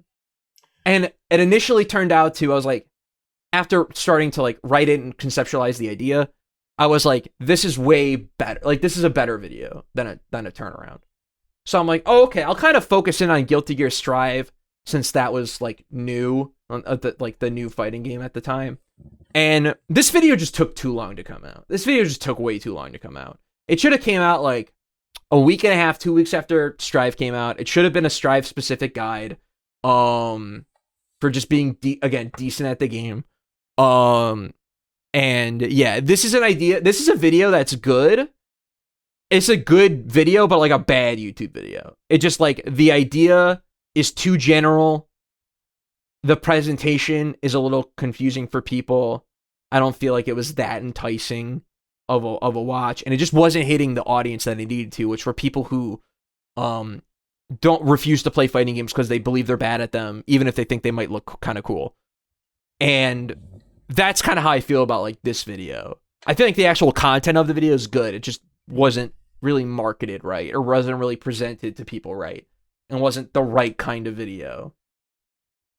Like, because I can tell you right now, this video would have been like this video would have done a lot better if this was a structured video called The Ultimate Beginner's Guide to like Guilty Gear Strive or some shit like that. Yeah, I mean, I think we got to this point. Whenever we make a guide, just name it that way, right? Like, just do a specific game, because that's kind of, again, I think a lot about this video is totally on brand. It's just maybe the scope of the ambition of it was a bit big for what was being said about it, because everything in the video can be like, you don't have to change a line about it, really, just the framing. Yeah, that's really it. And that's again another piece of advice I have to give to people. The framing of your content to people, like how it is presented to them, is in a lot of ways like way more important to like that video being seen by people than the actual content of the video itself, which is, you know, sad and shitty, but it is what it is. So yeah, big lesson learned for me with this video. So then, and because of that, I had to really like kind of take a step back and really think about like, shit, like what's a good step for the channel, because that's the problem you run into when you only make one video a month. When you make a video, you know, once a month or whatever, and it comes out and it doesn't perform to your expectations, that's a really huge problem.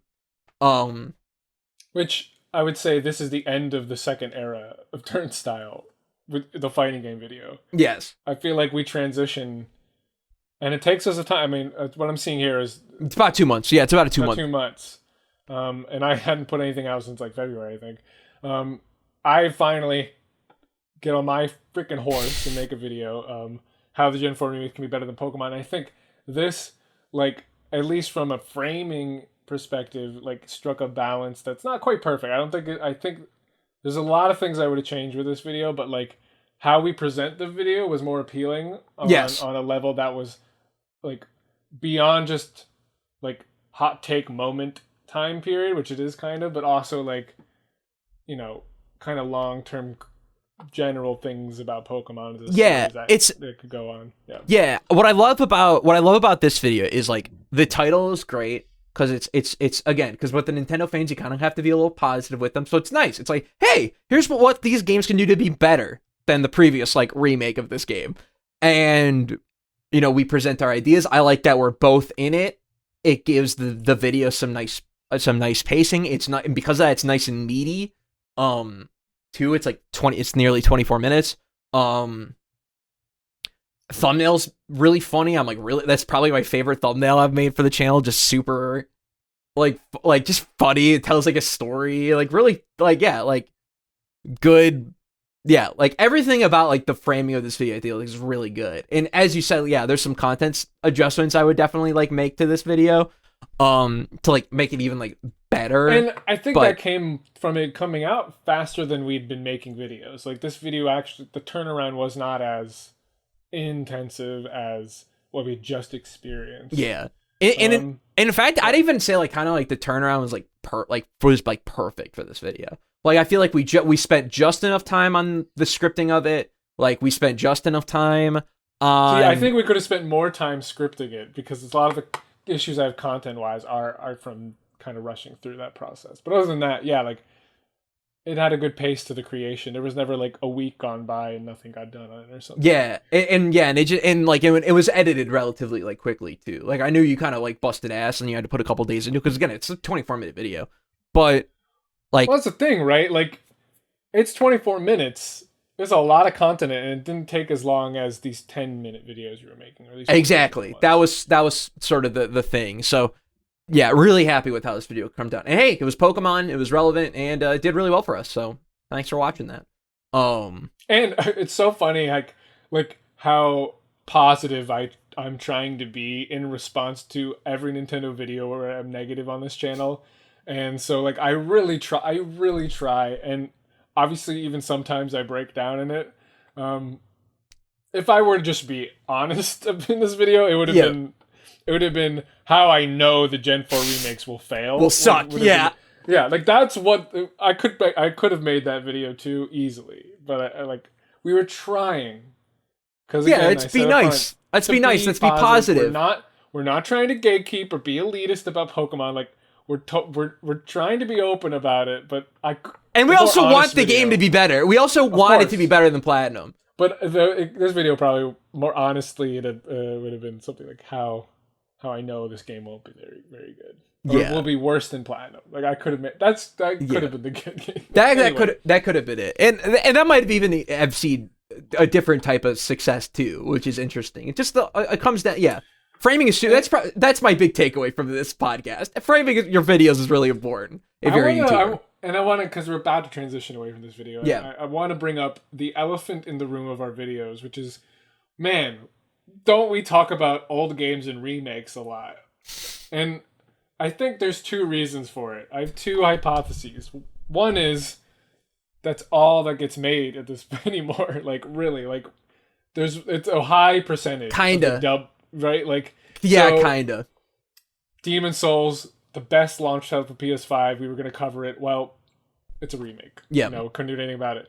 You can even say FA1, right? Like it was just a new re-release. Game. Like, that was the new game that come out. Yeah, like Scott Pilgrim re-release. Scott Pilgrim. A re-release of a new game, like, and then we have this Pokemon video, which is talking about remakes, and then we have this Super Monkey Ball video that talks about remakes. And I think the other reason, the second hypothesis is, we really like to know the games well before we talk about them. Yeah. And man, it's really convenient when a game is new and remade. Because if it's one we played before when it was original and old, right? Like, so that's why we're able, because we don't like to just put shit on anything anymore. Like, we want to really deep dive on things and have an understanding of these games. Yeah. And remakes are a much easier proposition for us as video makers to like turn that around. Yeah, like I only put like I probably only played I think 18 19 hours was my total like end time for like playtime for lot. Banana Mania. That's still a lot, but yeah, that's a lot. You gotta keep in mind the type of game that is, because there's definitely some games where 19 hours is like not a lot of time really in it. But yeah, Banana Mania mostly like most of that spent in the like the arcade mode and just like going through it like over and over and over again. So even that got a lot of work. Yeah, I know I really busted ass on this Monkey Ball video. Definitely maybe not a great choice in game to like bust ass on. Because you needed to get back into a rhythm. I mean, yeah, it felt like it'd been a while. Well, for me, it was 3 months because you were the one who edited and for the most part, like scripted most of that DP video. I added like I think I threw in like 2 paragraphs and then rewrote my sections to sound a bit more like me. But other than that, like that video is all you. So I was like kind of down and out after that fighting games video. So I really needed to get back to it with something. And I was a big Monkey Ball fan, and I knew I would have a lot to say on the remake. And I like this Monkey Ball video. I think it's a pretty good. I love the Monkey Ball video. Yeah, I think it's a really good take on the game. I think it's interesting. I think it's a different take than most people have. Well, it's a lot more sad and negative. With that too, but even if it's like not too different, like the depth that you go into it is wildly like. Again, 24 minutes. Like, I don't know if you haven't made videos before, the difference between a 10-minute video and a 25-minute video when it comes to like content, is like that's a lot of words and ideas. You know, like that's a lot of meaty substance to it. Especially since more or less like we script kind of everything we do. Yeah. Which that's another like goal of mine in 2022 is find a way to incorporate more like unscripted content that's still valuable and content rich, but just so we can again like shorten the time just to make it again quicker to get these videos to come out at a little bit of a quick clip, but still maintain for the most part that level of like high quality analysis or thoughtful depth that we pride ourselves on. You didn't take that long with the script in this one, and it's still really good. So, at least I think hours put into it. Yes, hours put in. Yeah, definitely. Just like I need to spend more time like just on an individual day by day basis doing stuff for like the YouTube channel, and I feel like stuff will come out a lot quicker. I think that's important to like. This is not a full-time job for either of us, right? Where we're just kind of doing this because we love doing it. It's like passion project, and so. I think that's where we're at too. Like we're not gonna put out something that isn't something we're passionate about anymore either. Yeah, so, I want to make a good like I want when people look at my goal for people when they look at the Turnstyle channel in like a year or 2 years from now is like they see a library of really good videos that are relevant still and like hold up, like the Super Monkey Ball Banana Mania video. Like it popped up and like obviously the game kind of ran its course. People like it just like. For all like this review probably ideally should have came out like 2 weeks prior to when it did, when people were still kind of talking about the game or were interested. It came out like a little too late to really like I think hit with people and like try to get picked up in like the algorithm for people like searching for Banana Mania. Other people's videos are just going to come up, which that's how the cookie crumbles. But I don't feel bad about the viewership necessarily for this video because I know that in a year or two from now, when we grow our channel, this is going to be a video that people can go back and watch in the backlog, and that's pretty good. Well, and there's like a few like values that we still have, like that maybe aren't the best for YouTube growth. Yeah. Which one we talk about like any genre, yes, any franchise. If we were just a Souls channel or whatever, right? Yeah, definitely a lot different. Like that was the smart way to capitalize on that guide. But like we are part of our ethos, part of why we love this channel is that we just love the whole media. I love games. I just love exactly. We love everything about games, like everything about them. It's stupid. Yeah, I do. People don't understand. Like all I do is think about video games. I think about video games at bare minimum 3 hours a day. I'm just thinking about them. Not even playing them. Not even fucking playing them. Just thinking about them and the industry and the context in which games release and all this stuff I really care about and I'm really interested in. We are the meme that like the girlfriend looks over to the guy in the bed, like I wonder what he's thinking about, and it's just like something really stupid about video games. Exactly. You know? Like that is us. And so like there is a level of like head against the wall we will bash through of like we're covering everything. I don't care. Like it'd be smart to be a Nintendo channel, it'd be smarter to be a Pokemon channel, it'd be smarter to be a Souls channel or like right to commit to these, but like part of the core value is because we do genuinely have equal passion across the board.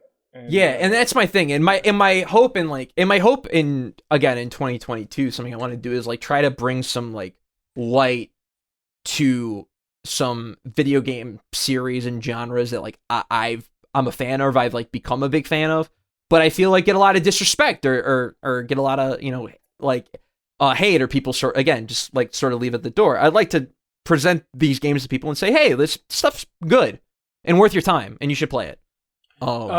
Question though, Sam. Yes. Like we up front we talked about what is Turnstyle like now. But what do we want like this looking forward next year Turnstyle to be like? Like what type of content are we looking to make? What changes are we looking to make? What do you think about that? Yeah, I really believe that like our last couple videos, the Pokemon and Banana Mania, both are at like around the 23-25 minute range. I have a feeling that this might be like a good sweet spot for us to have enough time to where we can really say our thoughts about like when it comes to individual like games, right? Have enough time to share individual thoughts on games, and like say something interesting about them and like go deep on other stuff, but without getting A, too in the weeds, and B, making something that's too bloated and by all intents and purposes, those videos taking too long to come out. Because I would love, like, a part of me says it's like I should do nothing but make 50-minute banjo style videos because like that's what did well. But I want to talk about too many games that I don't want to make the sacrifice. I don't want to spend all like. It was at the time it made sense to spend a whole month on banjo, but I don't really want to do that, especially in 2022, which is it's looking like a banger year for games, all things considered. Yep. So there's like lots of new stuff I want to touch on, but I also want to have an opportunity too and come up with ideas. And we have some good stuff in the works. We're talking about old stuff as well, since we both are really passionate about retro games too. Yeah, I think there's an intention to keep a thread. Right? A factory line working on banjo videos, right? Like just those crown jewels. Yeah. But there's enough pipeline momentum to put out other things. Yeah. So like when a banjo video drops, I do not want to be a channel like White Light or Racevic or like Summoning Salt. Again, YouTube channels I really respect, where like they only drop a video every like 2 to 4 months. Because when you watch that video, it's a fucking banger and it's incredible. I personally, or like Action Button, right? We're both big Tim Rogers fans here. A lot of influence I feel like you can see in our writing over the year come from him. And he's someone who puts out a video every like, 3 to 6 months. But when it comes out, it's a banger fucking video. It's a huge deal. But you gotta put it all on the line kind of for those kinds of content. And I just don't really want to do that. I want it when you see a big 45, 50 minute hour long video from like Turnstyle. It's like a review or like a crown jewel type video, as you said.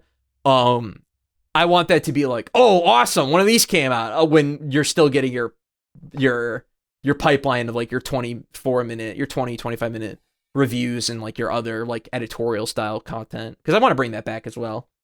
Yeah, there's a turn to building that out more, where we were just trying to figure out what we want to do, and then now it's more how. Yeah, that's kind of, yeah. Right now it's like, how do we already know now, I feel like we have a good vibe of what we want to make. It's all about how, and it will take as long as it takes for us to figure that out, right? Like, it's not something that we're going to stop anytime soon, right? Like, and no, definitely not. So, yeah, so join us next year. Right? Wait, We'll be here. Yeah, we'll be hopefully. here. Yeah, hopefully, right? And yeah, I want to do this for every anniversary going forward, where we look at the stuff we made and stuff.